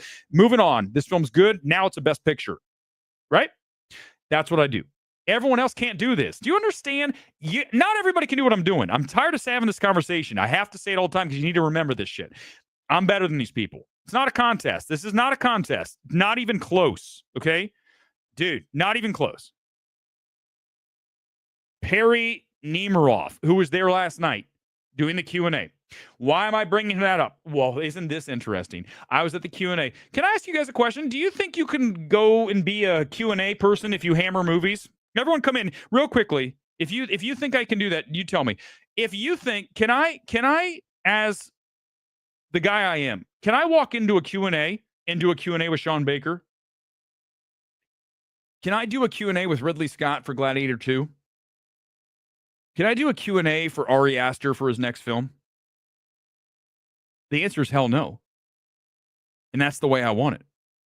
I don't want to be in need of saying the right things so I get invited to be your Q&A person, to be at your next screening, so I can issue a quote that you can use.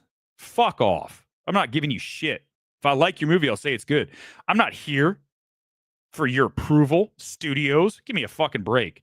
I'll trash every film you come out with. If it's bad, if it's good, I'm going to say it's good. That's the funny thing, right? I said Disney can suck my, yeah, right? And then I said, but I like Deadpool, Wolverine, and Alien. So you see, that's the thing is, I'm fair, man. I drag all these people, but if they did something good, I'd say it's good. That's what makes me different. I don't hold grudges. I mean, even Grace Randolph, who I think is the most overrated person in the history of YouTube, along with Stuckman. If she does something great, I'd say it's great. We've watched her videos. They're not great.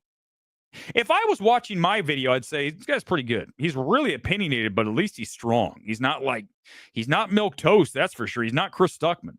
So the thing is look, so Perry is doing Q&As. Perry works for Collider. Perry cannot hammer a film. I want you, do me a favor right now. I will take back everything I'm saying about these things, right? Everything I'm saying about all these people tonight. I want you to show me a tweet, a review from Perry that destroys a film like I did in Nora, that guts Beau is Afraid, that nukes Babylon. I want you to show me. You can't. That's the thing. So why am I going to listen to Perry talk about a movie that's good? Because that's all she says is accentuating positive. This is great because she's got to do Q&A. She's got to work with the studios. She's doing Fandango, whatever. She's in the screen before. Perry, I'm sure you're a nice person. I don't know you. It doesn't matter. What I'm saying about you is 100% correct. And you know I'm right. So if you don't like what I'm saying, too fucking bad. It's true. So if you don't like what I'm saying, then have some teeth. Go after a film, but you won't, because you know that you won't get the Q&A. You won't get the interview. You cannot do what you're supposed to do. That makes me way more dangerous than you. It's not even a contest. Perry is literally no teeth. It's literally like gums. Okay. I am fucking fanged. Okay. So when you look at the situation, that is the difference between me and everybody in the space.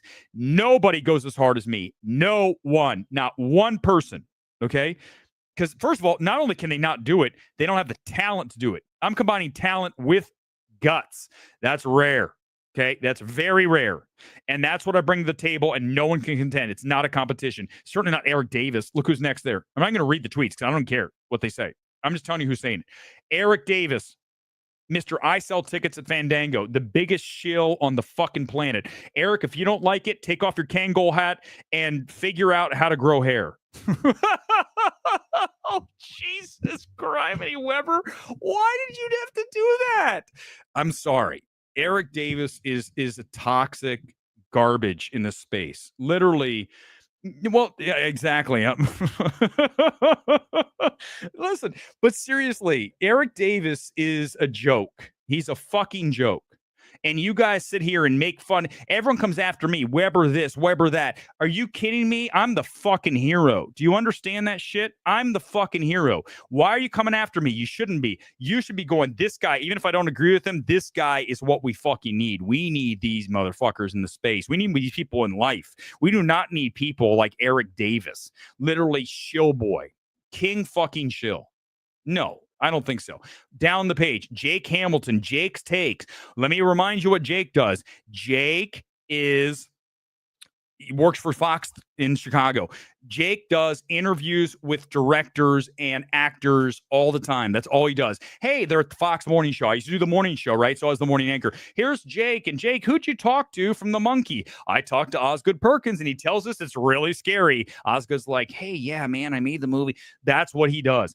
Do you think that Jake's Takes can destroy Honora and walk in and interview Sean Baker? Of course he can. So why do you listen to Jake's Takes? Why do you listen to a single word he says? You shouldn't. He means nothing. The words are empty. Courtney Howard goes to every single first screening. What's the last first screening she went to that she came out and destroyed like me in Babylon? Go ahead, find it. Go. Courtney, show me. Show me what you got. You don't have it. She's the one who said Maxine is great. Maxine? Oh my God.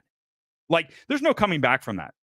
Maxine's the most disappointing conclusion to a trilogy in the history of film. I mean, for me, X and Pearl, oh my God. And then you have Maxine, you took a shit. Oh my God, what happened?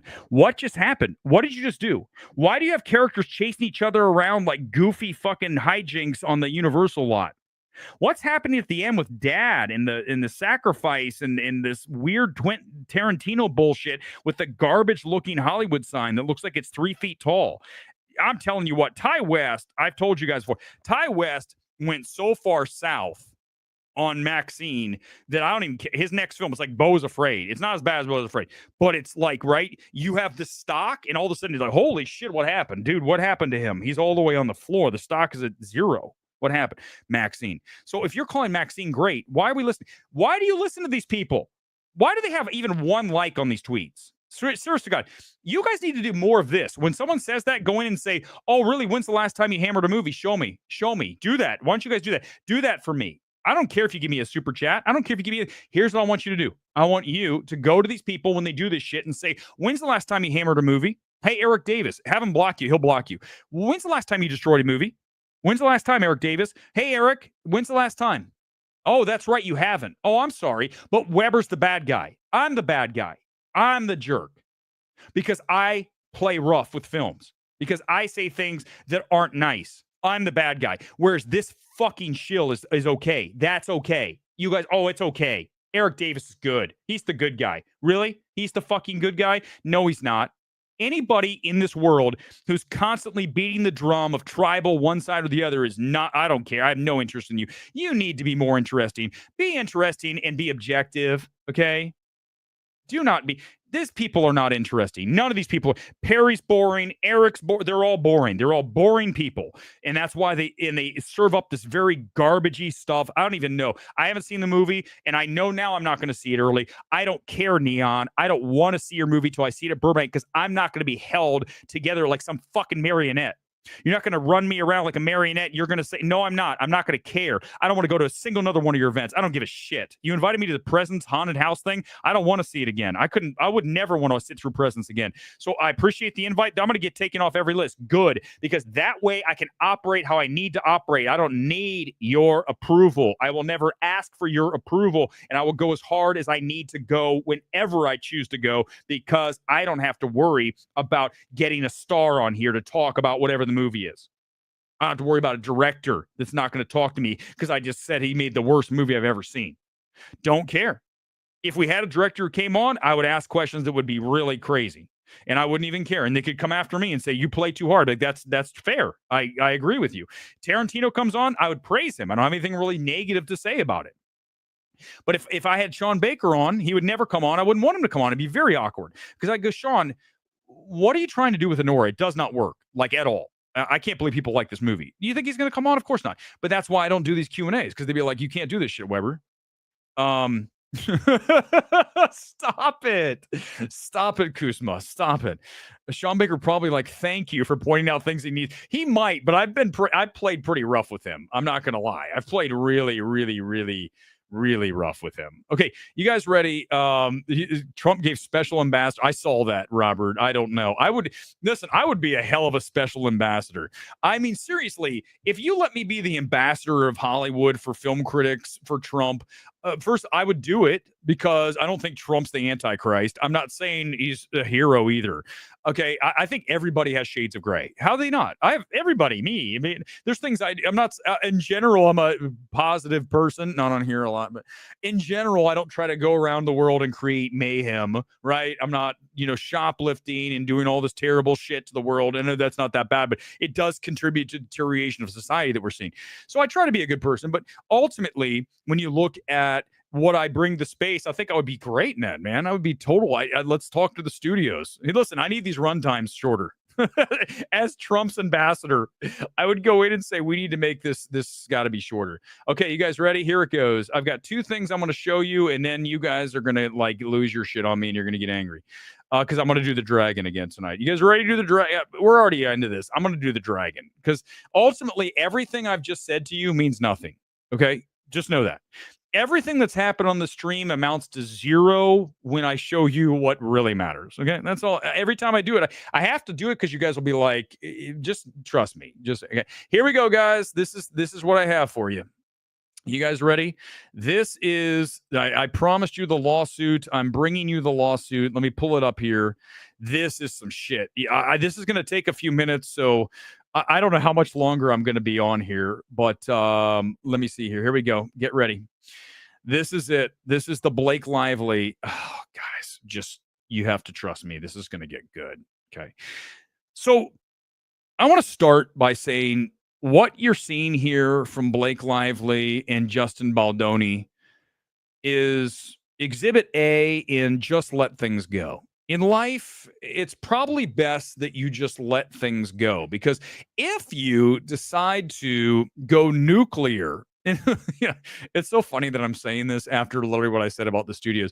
But here's the deal: I don't have a relationship with the studios. I don't have a relationship with Warner Brothers or Neon or A24. I mean, Neon's been cool in the past. I like Neon a lot, but I'm not going to stop savaging their film because I'm worried if they will invite me to an event. It's never going to happen.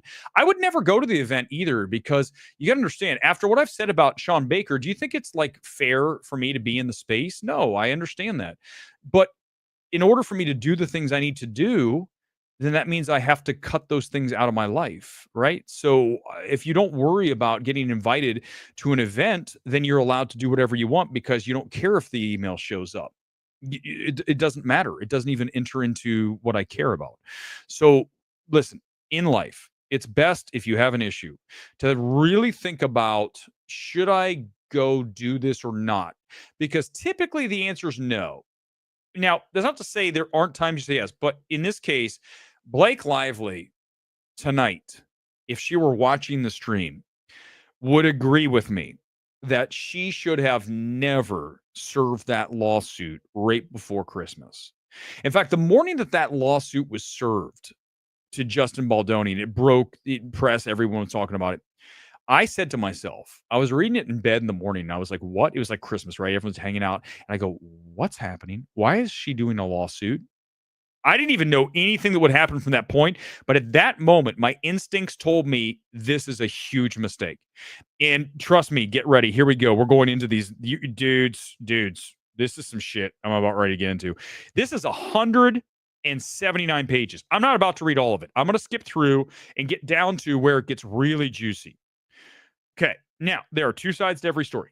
Justin Baldoni and Blake Lively made It Ends With Us, a film that we actually liked. Remember, we thought it was solid, especially because it's got that strong finish. Okay, I wasn't familiar with the book, but I think the film is solid at what it does. I mean, listen, it's not my best of the year, but I didn't hate the film. I liked it more than Presence. So you look at that film and they have to work together, and Baldoni's directing and writing, and he's doing all these things, and you got Blake Lively signs on, and basically from day one, Blake's taking over. Okay. But here's the thing. You got to know this. Okay. Ryan Reynolds is one of the most powerful guys in Hollywood, right? So you don't think that Blake has some of that rub off on her. Okay.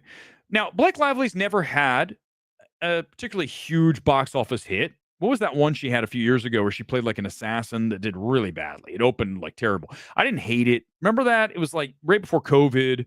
This 3 words, just like the blah, blah. Okay, so anyhow, she hasn't had that much success, but yet she's still a name. People know. Gossip Girl, and they certainly know as Ryan Reynolds' wife. So she signs on, and instantly she starts basically causing trouble. Which, I mean, couldn't you expect that to happen? I mean, I would definitely expect that to happen because she's gonna want some control. I imagine a lot of stars do this. It's not like Blake Lively's the only one. The problem is when she started to say that Baldoni did this and that, Baldoni's like, oh, hell no, she did. Here's what I've got. I've got this, and this. Okay, now look, this thing goes on forever. I'm not about to read all this. What I am going to get to is when I get to the text. I'm going to read these texts. I'm going to do my best to read them with a little bit of emotion. I'm going to do my best acting. I'm not going to change my voice to be Blake Lively and go, well, I think, no, that would be weird. I think that'd be strange. But I'm going to try to read them as I would if I was in court and they said, Weber, we need you to read these and make them really impactful to the jury. Okay. So let's pick up point number 26 here on page whatever the hell this is of 179. In casting Blake Lively, a world-renowned actor with talent and charisma in the leading role, they entrusted her with the vision to bring Lily to life. Although Wayfarer, the production company, learned that Lively had a reputation for being difficult to work with. Okay, hold on, everybody. Get out the siren. Woo! You have bells going off. And in life, listen, I think there's a Simpsons joke. I'm sorry. Have you ever known bells going off to be a good thing, Homer? Remember, I think he wants a car loan, and the car guy's like, Homer, have you ever known a siren to be a good thing? The sirens are going off, and Baldoni is there, and he says, I'm just not going to listen. I'm dissuaded. I found her to be genuine, and I am going to cast her. That was a mistake, because then it all went to hell. This is only from Baldoni's lawsuit. I don't have the other half, but these texts are where it's really bad, okay? On or about December 31st, 2022, so about 3 years ago now, no, 2 years ago, a little over 2 years, Lively agreed to take the lead role. She granted executive producer credit, a title often given to talent of her stature. Lively had requested a producer credit, but Wayfarer and Sony demurred, given that a title would be not accurately reflect the role she was playing. In the beginning, it appeared Baldoni and Lively would have a positive, collaborative, creative partnership, as both worked closely in the early days of the film. Their work relationship grew close. They shared stories and pictures of their lives, commiserated over family illnesses, and exchanged jokes and memes. They texted almost daily, a friendly banter established. You can see here in the text, look, here it is. This is an early one. I'm not going to read that one. That's not the good one. But then C, we're on section C, point 31. Almost immediately, Lively began inserting herself into the production process in intrusive ways well beyond the scope of her contractual entitlements. For example, Lively began to insist on creative control over her character's wardrobe. While lead actors are sometimes granted approval over their character's general look, they generally do not receive full control over their wardrobe decisions without input from the director or producers. What may seem like an innocuous request can, in fact, have monumental impact on a film production. Goes on to say that she thinks that her character should have $5,000 shoes and she should wear this dress, not that dress. So already they're like, we're going over budget. Okay. No, we're still not to the good part. On the first day of principal photography, paparazzi captured and published photos of Lively and character wearing hand-picked wardrobe. And then the images received a lot of backlash from Sony, and Baldoni had to deal with it. Everyone's like, why is she wearing these things? So the drama has started. But as it continues, here's what happened. Justin said, listen, my back's I'm going to paraphrase because there's a lot of shit going on here.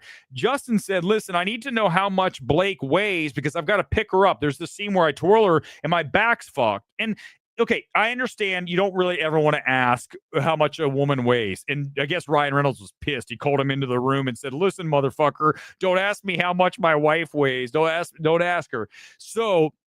But Baldoni's like, it's my back, so it probably wasn't wise of him to ask. Okay, let's just. Okay, I'm being fair.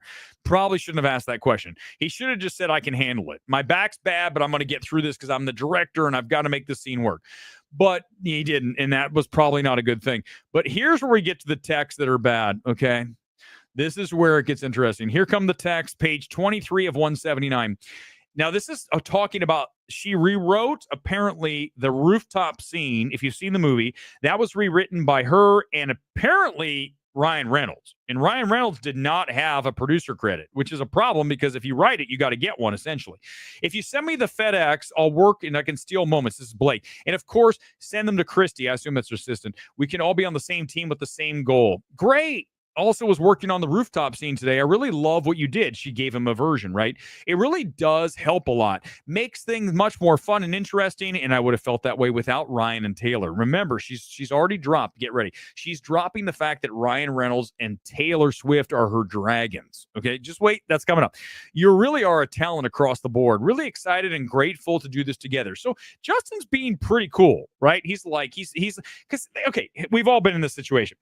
Like, let's say Gone Girl, who produces the show, comes on and says, hey, I think you should do this. And I'm like, yeah, that's a good idea. And then I don't do it. That's what Justin's doing. He's like, listen, I like the scene. You did a nice job with it. It's cool. And I think that's good, but we're not going to use it. That's the subtext, okay? That's very appreciated, Blake. That's what she says. It means a lot. I'm deeply inspired by the film, and we're going to make outside the success of the book. We have such an opportunity to not only surprise people who love the book, but also reach an even bigger audience by making an undeniably dynamic and also commercial film. The moment that excited me most the other day is when you said, you're not funny. You are going to kill that rooftop scene. You know it, I'm sure. Even though it was said in playful self-deprecation we all participate in, it made me think of the process as a whole. Did she have AI write this? That's not how I would say. I'd say that was funny. Like, this is a long fucking text. I think she's having AI write this. Okay. Please know that I trust on the day you got me, and I hope that you trust that I got you if you want it. Oh, okay. I mean, that's a little bit, right? Isn't that like, wait a second here. If you want me, I know they're just actors, but I'm just saying, if I'm Ryan Reynolds, I'm not that thrilled about this. We're in this together, and the two most determined people I know. We also have very high bars set for ourselves to collaborate with that type of partner, blah, blah, blah. I have no motives except for to win for you as a director, as an actor, as a studio, as a writer. If you win, I win. If our movie wins, we all win. And I will bring everything I have to this. Now, I got to get to the dragon line. This goes on. These texts are forever. Okay. If you ever get around to watching Game of Thrones, you'll appreciate that I'm Khaleesi. I think that's how you say it, right? I don't watch Game of Thrones, but I believe that's right. And like her, I happen to have a few dragons. For better or worse, but usually for better, because my dragons also protect those I fight for. So really, we all benefit from these gorgeous gorgeous monsters of mine. You will too, I can promise you. What? So she has gorgeous monster/dragons, and I think we all know who those two are, right? Number one's Ryan Reynolds, and number two is Taylor Swift. it's kind of weird to talk like that, right? I mean, it's kind of cringy. So even if you sent this text, I wouldn't advise it. But let's just say you did. I mean, I've said a lot of crazy things on this stream, but I don't know if I've said that I'm Khaleesi and I have 2 dragons. I've said I'm the man, I go to the gym and I'll fuck people, but I don't say that I have 2. So it's just, this whole thing looks really bad. Okay, because apparently Reynolds was inserting himself. Okay, according to the lawsuit, there's going to be 2 sides. I'm just telling. Here's the thing. Let me get to the point here. And that's why it's called the disaster. Because now you have a situation where you have brought in all of this extra shit that is never going to disappear. Ryan Reynolds had a very charmed life. Okay. You're coming off of $1 billion plus Deadpool and Wolverine. You own Wrexham. You sold your aviation gin for something like 600 million or more. I don't remember. It's a huge number. He's Mint Mobile. The man has more money than you and I, everybody watching the stream, will have combined over 100 lifetimes or more. 1,000 lifetimes. That's how much money he has. He's crazy successful. And now he's dragged in because he is part of this, as you see. And now go look. If you look at Ryan Reynolds' Twitter, he has not tweeted it, to my knowledge. He was always tweeting, right? He's good. He's so funny. He's quick. He's with it. Watch. Let's look. Because now listen, after this, Ryan might not follow me. And listen, Ryan, I like you. I still like you. I just wish you guys would have asked me. I wish you would have asked me, should I do this lawsuit? Because, again, we follow each other on Twitter. At least last I checked. Let me see if he's here. Hold on. Okay, look, everybody. Look. Does he follow me or not? Look, I told you. So, look. Ryan Reynolds follows me. Okay. You guys see that? What's it say? Okay. So I could DM him right now. I'm not going to DM him. He'll probably won't follow me after the stream. But I actually have only said, listen, I haven't said anything too bad. I've said it's a little bit, right? A little bit, the dragon thing. And also the whole lawsuit. But I mean this. I wish that more people used me as their legal advice. Not legal. Okay, but how about just life advice? Because I would tell you, don't do this. I understand that you don't like the fact that maybe Justin said some shit, but basically what's happened is yeah, he said some things that it doesn't look good, but Blake's also stuck her foot in her mouth with some of these interviews, like that one with the reporter, and she's like, how much, are you pregnant? And she says, when are you due? And the whole thing, right? Okay. And also, when you open this, you now have asked yourself to be involved in something that is not going to end. So it's Pandora's box, right? Once it's open, you can't close it. So now Ryan Reynolds, when's the last time he tweeted? Let's see. He was tweeting all the time. All the time. Look, it's a retweet of the Red Cross. It's a retweet from going back early in December. He has not tweeted an actual tweet since he got an honor from Canada back in December. So over a month. He has not tweeted in a month because he knows that if he tweets, dude, if you go look at Blake Lively's Instagram, it's crazy. Let's just do that right now because I mean, we might as well. She doesn't follow me, so. But Ryan, dude, I'm like your biggest fan, dude. I really am. I'm not glazing you either. I legitimately am a huge fan. Have been for a very long time. I think I'm not just. It's legit, right? If I say something's good, I believe it. I believe Ryan Reynolds is very talented. I think he's funny. He's got great insight. Smart guy. I don't even mind him writing a script. Okay, but what's happened is bad, man. I'm telling you, everything was good. You had your soccer team, you had your movies. Why did this happen? I kind of feel bad for everybody, obviously. But I mean, do I think Blake Lively's the worst person ever? No. But this doesn't look good. This doesn't look good, man. I mean, as a star, you shouldn't have to look. Okay, so this is her talking about her Betty Buzz. Look what it says here. The first comment with 35,000 likes. Amber Heard vibes. Vomit emoji. After reading his lawsuit, buy Betty Buzz. She's cooked and so is her husband. Girl couldn't be any further from reality. You have zero credibility. There's Amber Heard, the new Amber Turd. Girl, you're giving Amber Heard vibes. Hi, Khaleesi. This lawsuit ain't going to save you, honey. Please let Blake know that we can read. Please disappoint. Listen, comments are comments, but it's like, dude, look how many are on here. And they all have shit ton of likes. This is not right. This is not where you want to be if you're a celebrity. For me, it doesn't matter, right? If someone's like, Weber's, who cares? I don't give a shit. I mean, I'm not worth millions of dollars. I don't have to worry about it. But this is bad. This is bad. Coach, I don't know. Yeah, maybe, but nah, it's not that. Donald, it's not that. It's the fact that he knows that if he tweets, people are going to come after him. He's going to have to like make it so you can't reply, right?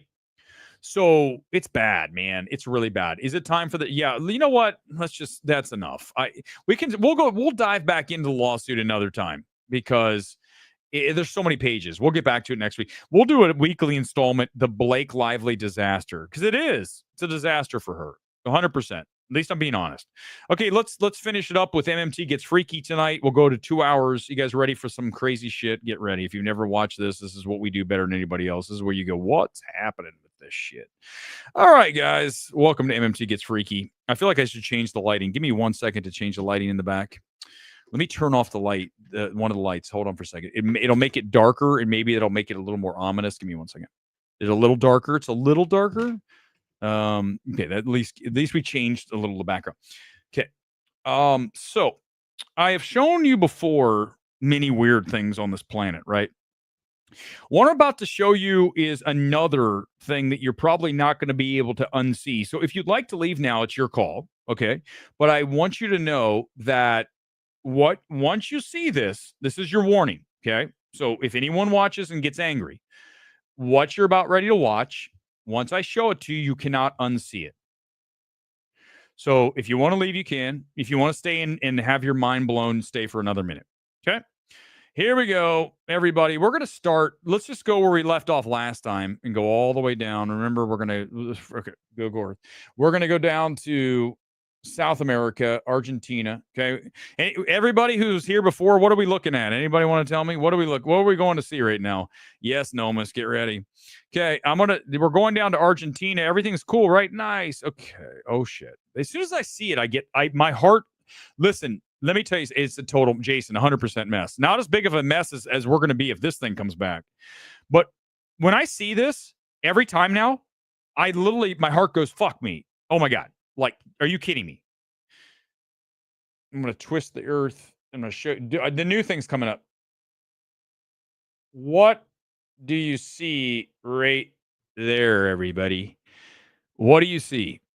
Everybody quickly come in. I'm going to have a drink. I need to rest my my voice for 1 second before we finish here. What do you see right there? Remind me again what you see. For those of you who just are coming on and you looking at your screen, if you're not on YouTube, I can't see you. Go to Midnight Movie Talk on YouTube and find us live, and you can comment, and I can see it. Dieter, this is perfect. This is really good. This is yeah. Okay. So look. So let me one more time. If you just go like this, what do you see? You see a what? Right? You see, that's my beer coming out. You see, damn, man. You see what appears to be a gigantic crocodile head, right? An undersea plateau. No, Darren, stop. You're no fun. Let me tell you why it's not a plateau. You guys ready for this, Darren? Darren, welcome to MT Gets Freaky, by the way. No one else does this but us. I'm going to zoom in, and I'm going to show you a couple things. What does that look like right there? Let me circle it. What's that look like? Can you guys see? What's it look like? You're damn right it looks like Godzilla, Jason. Look, it's a tear duct, right? Look, there's your pupil. This is your pupil right here. Okay. There's your pupil, right? And then here's your tear duct running down, right? Like look right here, right? Everybody hello, tear duct. Okay. Now, look on the other side for symmetry. It would be right here. The reason we cannot see this is because it's ice. There's ice on top of it. It's right there. The other eye is here. You can see it start to come in, right? That's it. So look, if I were to copy, it would be on both sides, which is exactly on the side. Correct? Okay. Now, Here now, next to further my point, a couple more things I want to show you. Look at the bottom underneath here. What's all that? Look at all that underneath there, right? What's that look like? Like you could say that's flames, couldn't you? Could you not say that's flames? Correct? Correct? Now, what do you think all those white things are? What do you guys think all the white things? It's 100%. Dude, it's 100%. What do you guys think all the white things are? What do you think they are in real life? Like, what do you think that is? Those are all active volcanoes. Okay? So, why is there a ring of active volcanoes across what I would assume to be the snout? Can you guys help me with that? Anyone want to help me? What the fuck is that all about? Why are there active volcanoes across the snout? 100%. Sodfic, dude, and look, this would be the discharge. This would be discharge, right? Look, like leftover underneath. So these are the Sandwich Islands. I joke. I'm not kidding you. I might go on a cruise down there. I really want to go. Because can you imagine, like, guess where I am? I'm broadcasting live from here on top of the fucking eye. Look at that motherfucker. Dude, hold up. So let's just play and pretend that what it is what it is. Do you guys have any idea how big this motherfucker is? Go back. First of all, this is the wing. Argentina's the wing. You guys get that, right? That's the fucking wing. That's all the wing. And so is Antarctica. Look. Go back. Look. Do you see it? How do you not see what I'm showing you? How do you not see it? By the way, this is why the channel will get blasted out. Dude, you understand. You wonder why MMT stays the way it is? Because they don't. Do you think they want me talking about this shit? Do you think they want people discussing this? I would actually enjoy, for my last thing I ever did on this planet, riding this son of a bitch. Can you imagine? Dude, this thing look, it's okay. Now, okay, now that you're with me, everybody who's here, okay, here's what I want you to do. If you have an emoji, I want you to give me a thumbs up if you at least are with me so far before we go to the next one, because there's more. There's a new one tonight. You guys ready for the new one? So if you're with me, give me a thumbs up in the emoji. Anything that just say okay, a K, a yes, that tells me that you're ready for the next dragon. Because that's dragon. By the way, they're not bigger than this motherfucker. This son of a bitch is huge. This son of a bitch is dude. If this son bitch comes back, it's thank you, Sodfic. Thank you, Dogcatcher. If this son of a bitch comes to life, we're fucked. We're fucked. But the fact that this is active volcanoes, guys, active volcanoes. That's what's crazy, right? That's the thing that sets it off. Thank you. Nomus, thank you. That's the thing. Okay, now get ready. This is okay, so that's the biggest one. And if you want to go and let's take this back to mythology. Let's take it back to the Bible, even Leviathan, right? The beast, the gigantic. Right? Is it not? How is that not? Right? Okay. Now, get ready for number 2, and this is a new one. There's a bunch. We already showed the one in Africa, right? This is the one in Morocco. Right here is the other. Right here. Do you guys see it? It's right there. That's it. This is the head. This is the body. These are the legs. It's a fossilized dragon. It's huge. It's fucking huge. 100%. Yeah.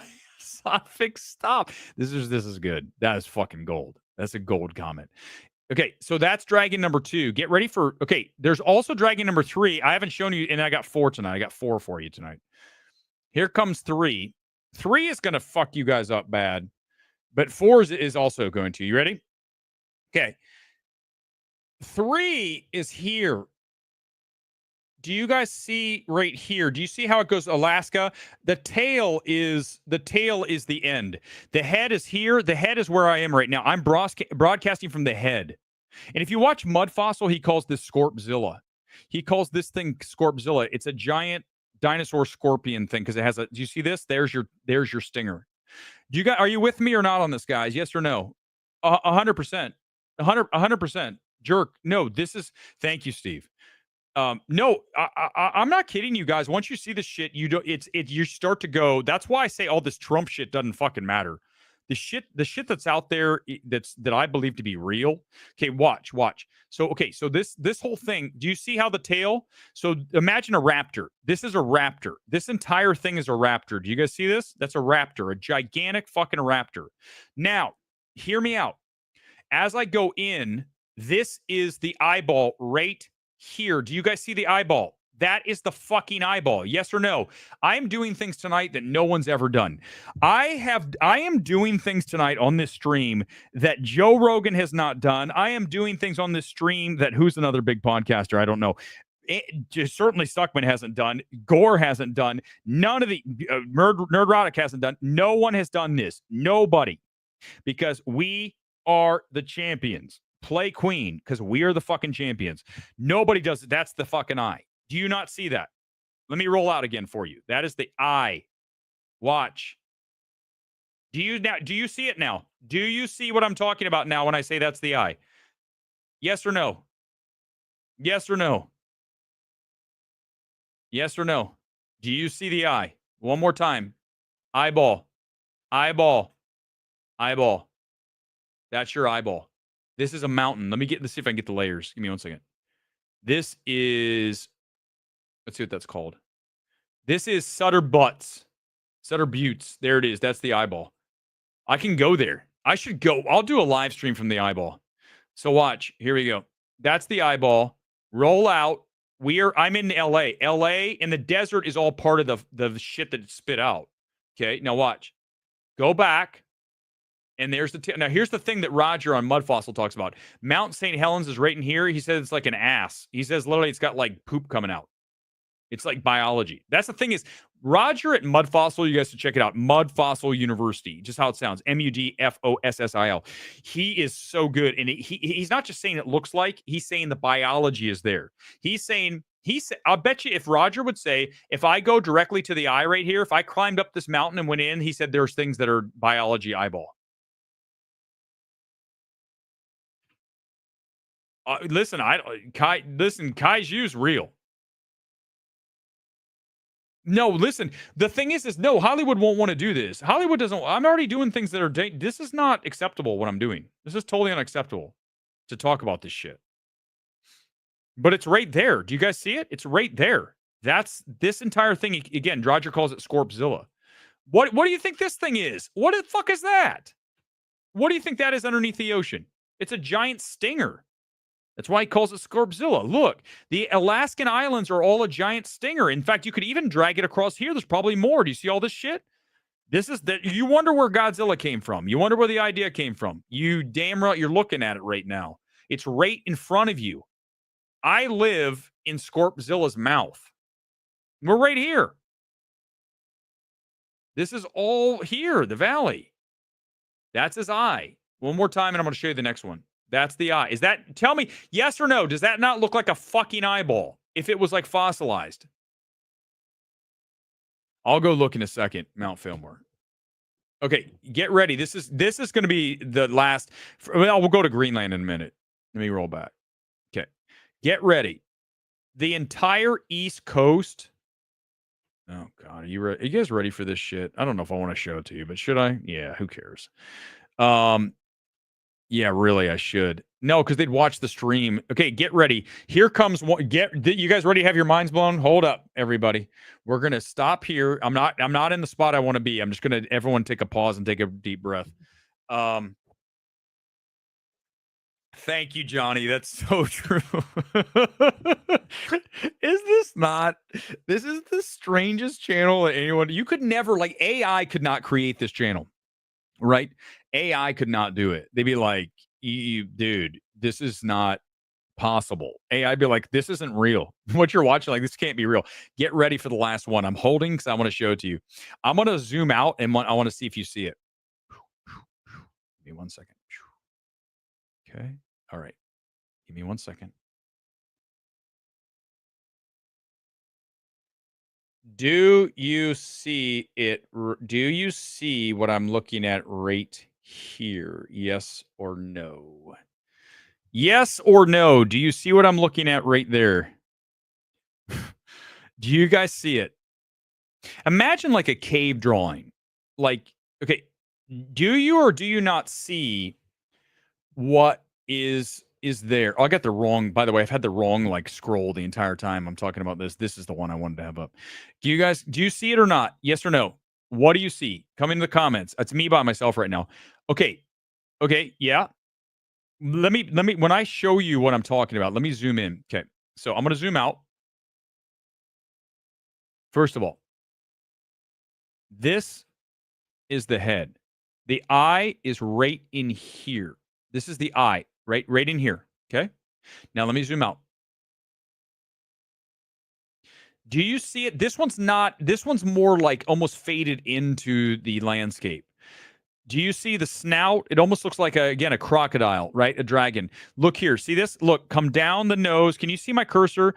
I'm going to come down the nose and out and around. Now, if I zoom out, these are the wings. The wings go all the way back here. Do you see this? This is a wing. This is a wing. And this is the ass, right? Look, this is the Great Lakes are part of essentially its ass and its back end. But you can see it here, right? Look, do you see look, that's the face. Do you guys see the eye in the face? And almost like a fluty, like he's got a hat on. Do you guys see it? Kai B, you see it? Good. You see it, right? It's right there. And look, it's basically the entire Appalachian Mountains. You turn it, right? Okay, let me zoom back around. So this is where we are. Look, when you turn it like this, you don't see it.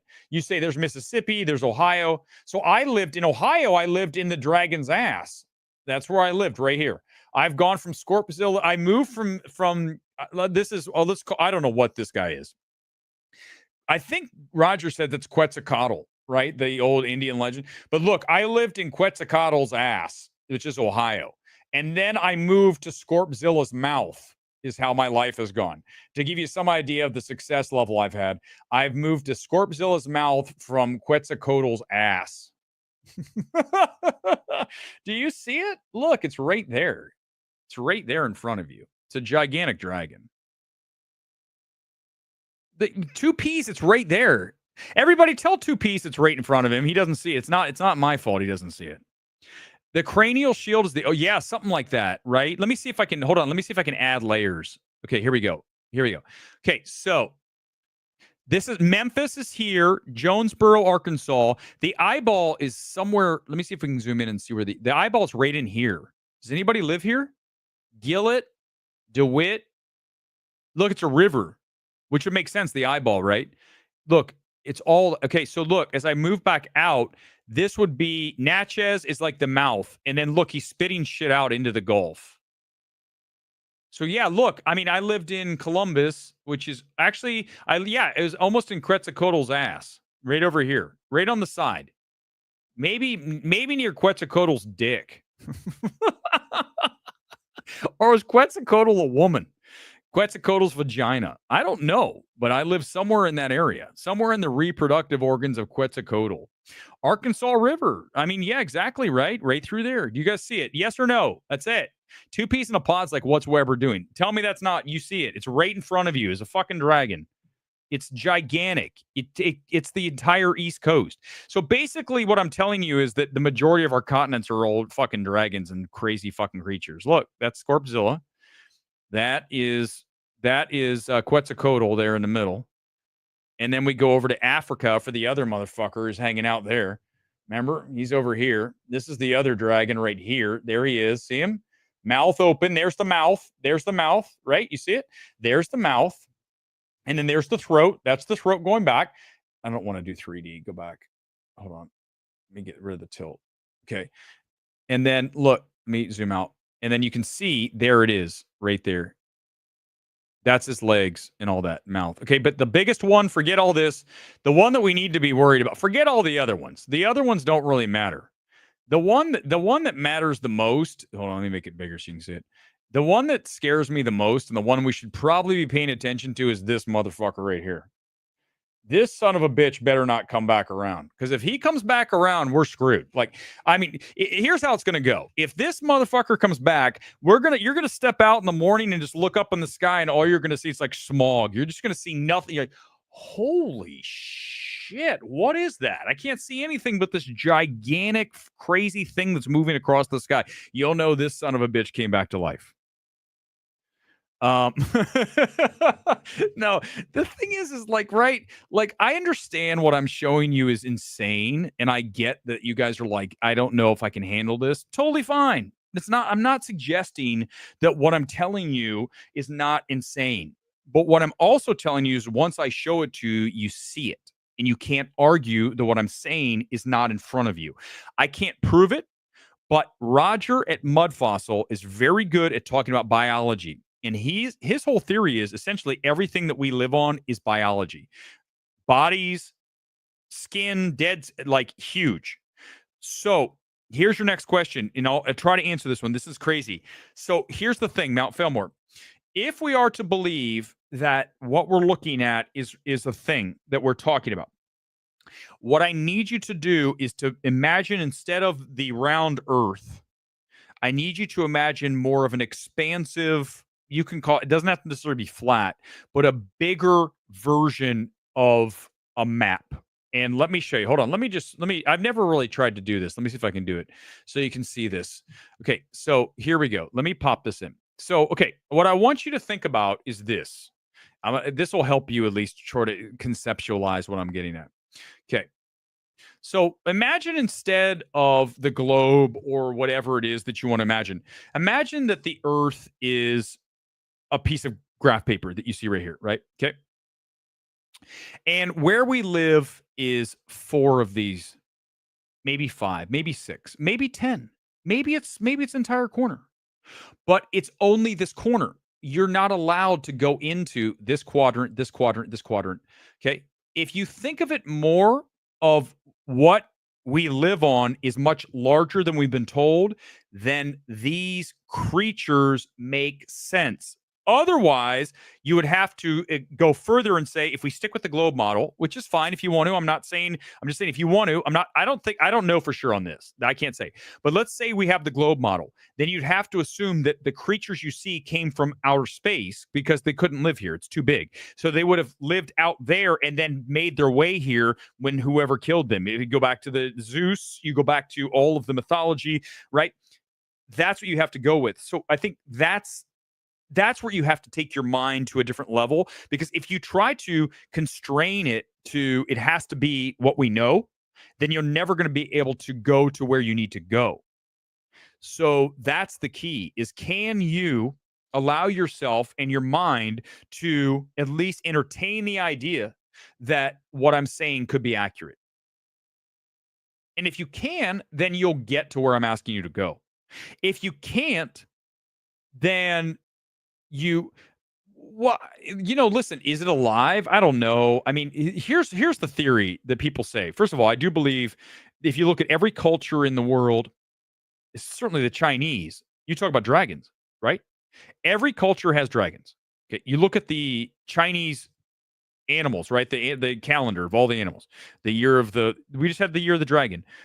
Isn't it weird how every single animal's real, but the dragon's mythology? Why did the Chinese do that? Why would is it 11, right? There's 12 months. I assume, I don't know, the zodiac, Chinese zodiac.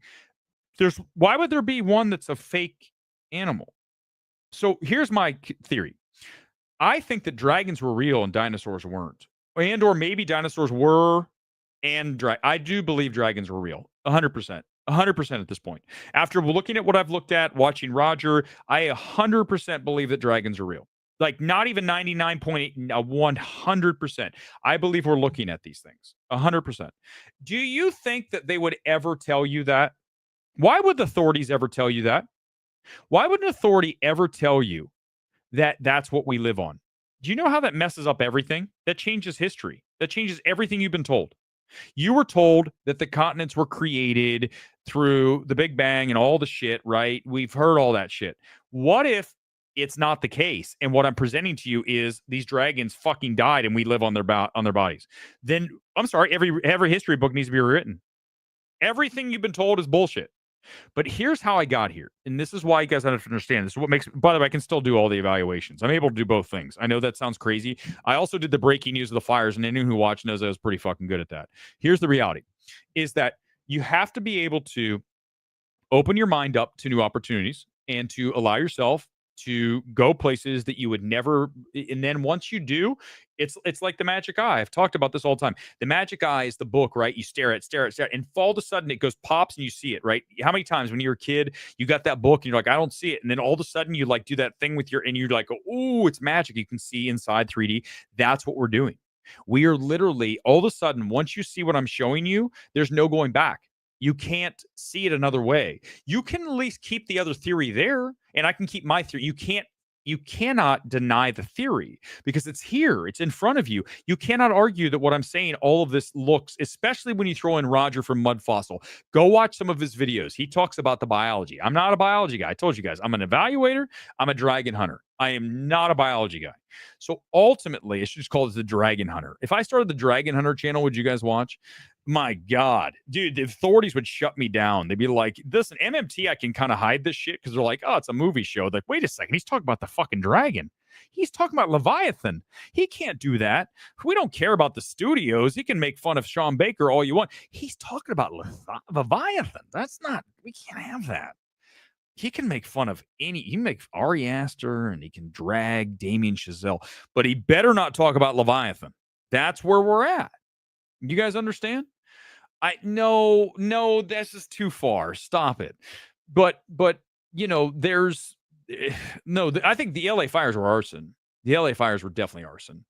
And the wind was crazy. Maybe the wind was created by one of the dragons breathing. I don't know. Here's the theory, though. Let me bring it back to the dragons real quick. Again, you're looking at the dragon down in Argentina as I roll out. He's 100% right there. I mean, the eyeball's right here, guys. It's right fucking there. That's the eyeball. Eyeball. I mean, can you imagine? Okay, first of all, what's the scope of this? Do I have the mileage? I'm trying to see how big the eyeball is.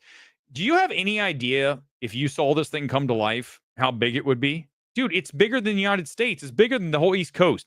Its head, if it came to life, it would be the entire sky plus more. It'd be like the entire sky of the entire world. So that's why I'm not worried about Trump. If you're worried about some of the shit that's going on in the world, you need to worry about this motherfucker. This guy's at the bottom of the ocean. If he comes back to life, none of this shit's going to matter. We're going to be going back to the Stone Age and beyond. If this son of a bitch comes back to life, we're fucked. Like, it ain't going to matter about your taxes or how you're going to pay your next bill. You need to worry about how to hide. But here's the theory. The dragons, assuming they're real, which I am putting forth to you tonight, assuming that they're real, the question becomes, what's their sleep cycle? Let's say it's a hibernation thing.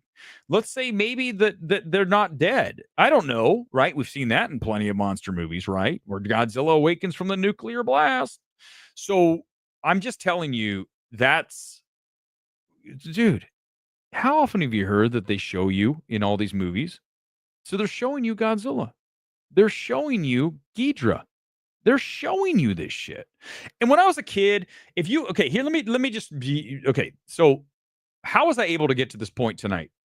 Very simple. COVID. And anybody who's watched the show knows what I'm about to say.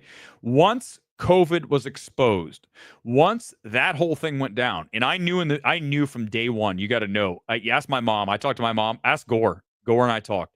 I knew from day fucking one about COVID. Okay. I knew. You guys know what I'm talking about. And once that happened, I said, wait a second here. I trusted authorities. I trusted the government. And now I don't think I can trust them ever again. Not with much. So once that happens, I go back to, everybody, listen, we've all been in relationships, someone cheats. Okay. Maybe you did, maybe you were cheated on. Whichever way it was. When you cheat, your partner all of a sudden starts to look at you differently, correct? So if you all of a sudden are paying attention and going, wait a minute, now that I know this is true, what about that? And that, where before you're blissfully ignorant. You're like, I don't know. I don't care. I'm happy. It's all good. I'm married. It's good. I'm going out with my girlfriend, boyfriend. But once you find out they cheat, it's over. That was COVID for me. That was it. So once that happened, I started going, let me start listening to all kinds of crazy fucking shit. And then I said, listen, I'm not going to tell you that I watch a lot of things that are all over the place. But the one thing I have open mind, and I'll say no to that. No to this, no to that, no to this. And then when I come to this, I go, it's right there. It's right there. I mean, I was just digging around when I found this. And I think other people have kind of come around to it. There's a lot of things. Hold on, let me see layers. Give me 1 second. Let me see if I can show you guys these are active volcanoes. One more time. Let me see. Layers. Give me 1 second. Exploration. Let me see if I don't think we can go in here. These are all volcanoes, right? So all of these are volcanoes. Let me go to Google Maps. 1 second. Google Maps. And then I think with that, I can go in better and get, because Google Earth doesn't quite work that way. Let's go to Google Maps. Share this tab, roll out from Burbank, go all the way out. Here we go. Okay, let's go back down to where we were. It should look about the same because Google Earth. I can't spin it, right? Okay, so look, there it is, only sideways because I didn't spin it. So as you guys can see, this, hold on, let me roll back. This is me turning it, right? Turning the head so you can see it more clearly. This is me showing you how it appears on the actual, let me hit here. This is me showing you how the head appears if you're just looking overhead. So you don't see it as readily, right? You're probably never paying attention. You're looking down there, you're like, oh, look, it's Antarctica. And then you go, wait a second, what the fuck is that? Right? There's the eye sideways. Okay, so these are the South Sandwich Islands. So look, my hypothesis and what I present to you is the other eye is right here. It's underneath the South Georgia Islands. It's ice, right? So this is the islands are formed here, and there's ice. So that's why we can't see it, but you can see the tear duct, right? Tear duct's right there, tear duct's here. This is the eye right here. I turn, that's the other way. This is, look, zoom in here on the other side. This is the eye here. And the reason we can't see the other eye is because the islands are conveniently blocking the other eye. Otherwise, we would clearly see two eyes. And let me ask you, if you could see the other eye, would you totally be with me on that? Right? So the thing wiped out maybe the thing is down there. The thing took, but the theory is that they have a long hibernation cycle. So let's say that a hibernation cycle for a dragon is 1,000 years. Let's say it's 2,000. Let's say it's 3. Who knows? Let's say so 3,000 years to go to. Hey, let's go ahead and let's bring it back to movies other than Godzilla. Let's go and bring in Interstellar. Let's go to Miller's Planet, right? That time shift. So for a dragon, let's assume 1,000 years is like 2 nights for us, or a night, or a week, or a month. Okay, so we don't know because these creatures are totally different from anything we've been told. So we don't know how they operate. But if you remember a few months ago, there was actually an anomaly in Argentina where there was something that came up from that area. Well, hello, what if that was that motherfucking rumbling? Thank you, Malfam. But no, you see what I'm saying? But listen, can I just please, if anything, if you're watching right now, give me a thumbs up or come in and comment after the stream's over, because I don't think anybody, I'm at 2 hours and 15 minutes. I gotta go. I'm fucking tired, but I'm gonna go for a little longer because this is the stuff. The other stuff doesn't matter. The movies are fun, but this shit's crazy, dude. I want you to at least know that nobody can bring this to you the way that we do it. Nobody. Rogan, I'm tell you right now, if you put me in a ring with Rogan in like a one-on-one live stream, I would kill him. He has to have guests. I would kill him. It's not even a game. Guys, it's not a game. There's no one in the space that can even contend. I know that. And that's why, honestly, I'm going to tell you something. I believe in God. I've said this before. I believe in God. I believe God gives you gifts. God gave me the gift to do what I'm doing. And I put it away for a while. I did local news and it was a waste. This is what I was meant to do. Now, do we have billion views? I don't care. It doesn't matter. It doesn't matter. What matters is that you, and this is why I'm saying this, you find your gift and you do that. Because you can only do that. It's very singular. We talk about singular directorial imprint all the time. It's very singular. And these things were shown to me so that I could show them to you. And then you can go, holy shit. And you show it to someone else and they go, my God, it's there. Because once you see it, you cannot unsee it. I've said it 1,000 times whenever you watch this stuff. Once I show you the stuff, you cannot unsee what I'm showing you. It's right in front of you. And that's why I just laugh. Every day I wake up and I kind of laugh and I say, if what I'm talking about tonight is real, tomorrow doesn't even matter. What matters? Yeah, you'd be paying your bills and obviously all that shit. But ultimately, if this is real and this ever returns, none of it's going to matter. You're not going to care about the next Marvel movie. right? You probably already don't, but you definitely won't because you'll be trying to save your ass. You'll be trying to train your dragon. Yeah, exactly, Jason. Jason gets it. Jason gets it. Listen, I'm the dragon hunter. I should wear like whenever I do this, I should put a hat on. Like I'm a hunter. I'm the dragon hunter. But no, seriously, it's fun. This stream's fun, but it is what it is. I mean, where else are you gonna seriously? Where else are you going to get this shit? Nowhere. All right, I'm about done. I'm going to play the song from the beginning because I like that song. I'll get a few more comments in, and we'll just stare at the dragon and listen to music underneath it as we get ready to get out of here on this Sunday night. Always a pleasure, guys. It really is. We'll be back on Thursday is my guess, unless there's going to be winds out here in LA. If it kicks back up and we have crazy shit going on, we'll be live. It's always about, just feeling the moment. Is it the right time? Do we think we need to go? And that's why it's very much of every stream is going to be different. Everything I do every night is clearly different. And I think that's fun. That's what we do. And if you like that, I appreciate that.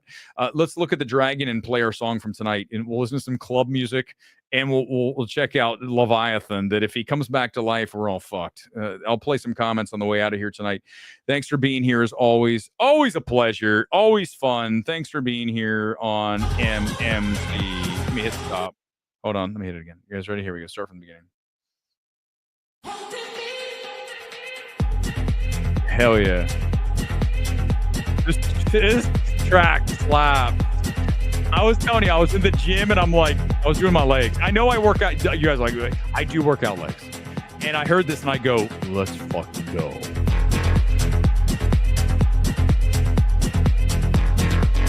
With the dragon. Thanks, Jason. Thanks for being here. No, but pleasure as always, man. Imagine dragons. We are. That's a breakdown. I love that breakdown. That's from another song. They took that. I'm trying to remember. It's another classic song. Someone will know it. Back in. Bring it now. Go.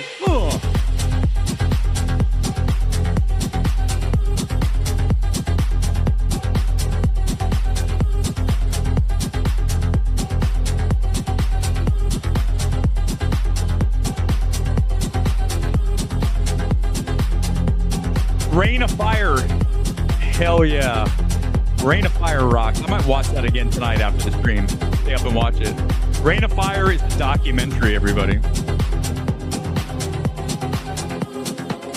Well, then we're screwed if they want the world back, Jason. We're totally screwed. I mean, I don't think we have a say unless you know Zeus or Hercules.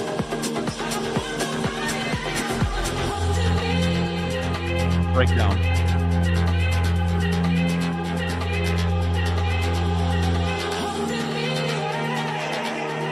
Yeah, dude. I'd be like on the dance floor back in Columbus just going, oh yeah, drop everything out. This is a fucking remix right here.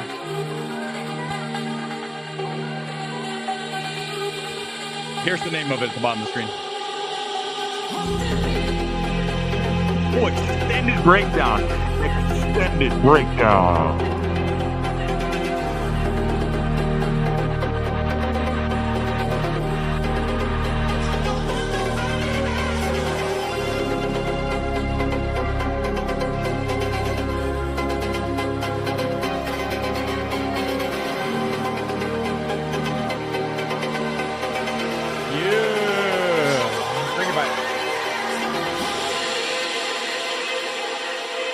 It was Man City 6-0 over Ipswich 6-0.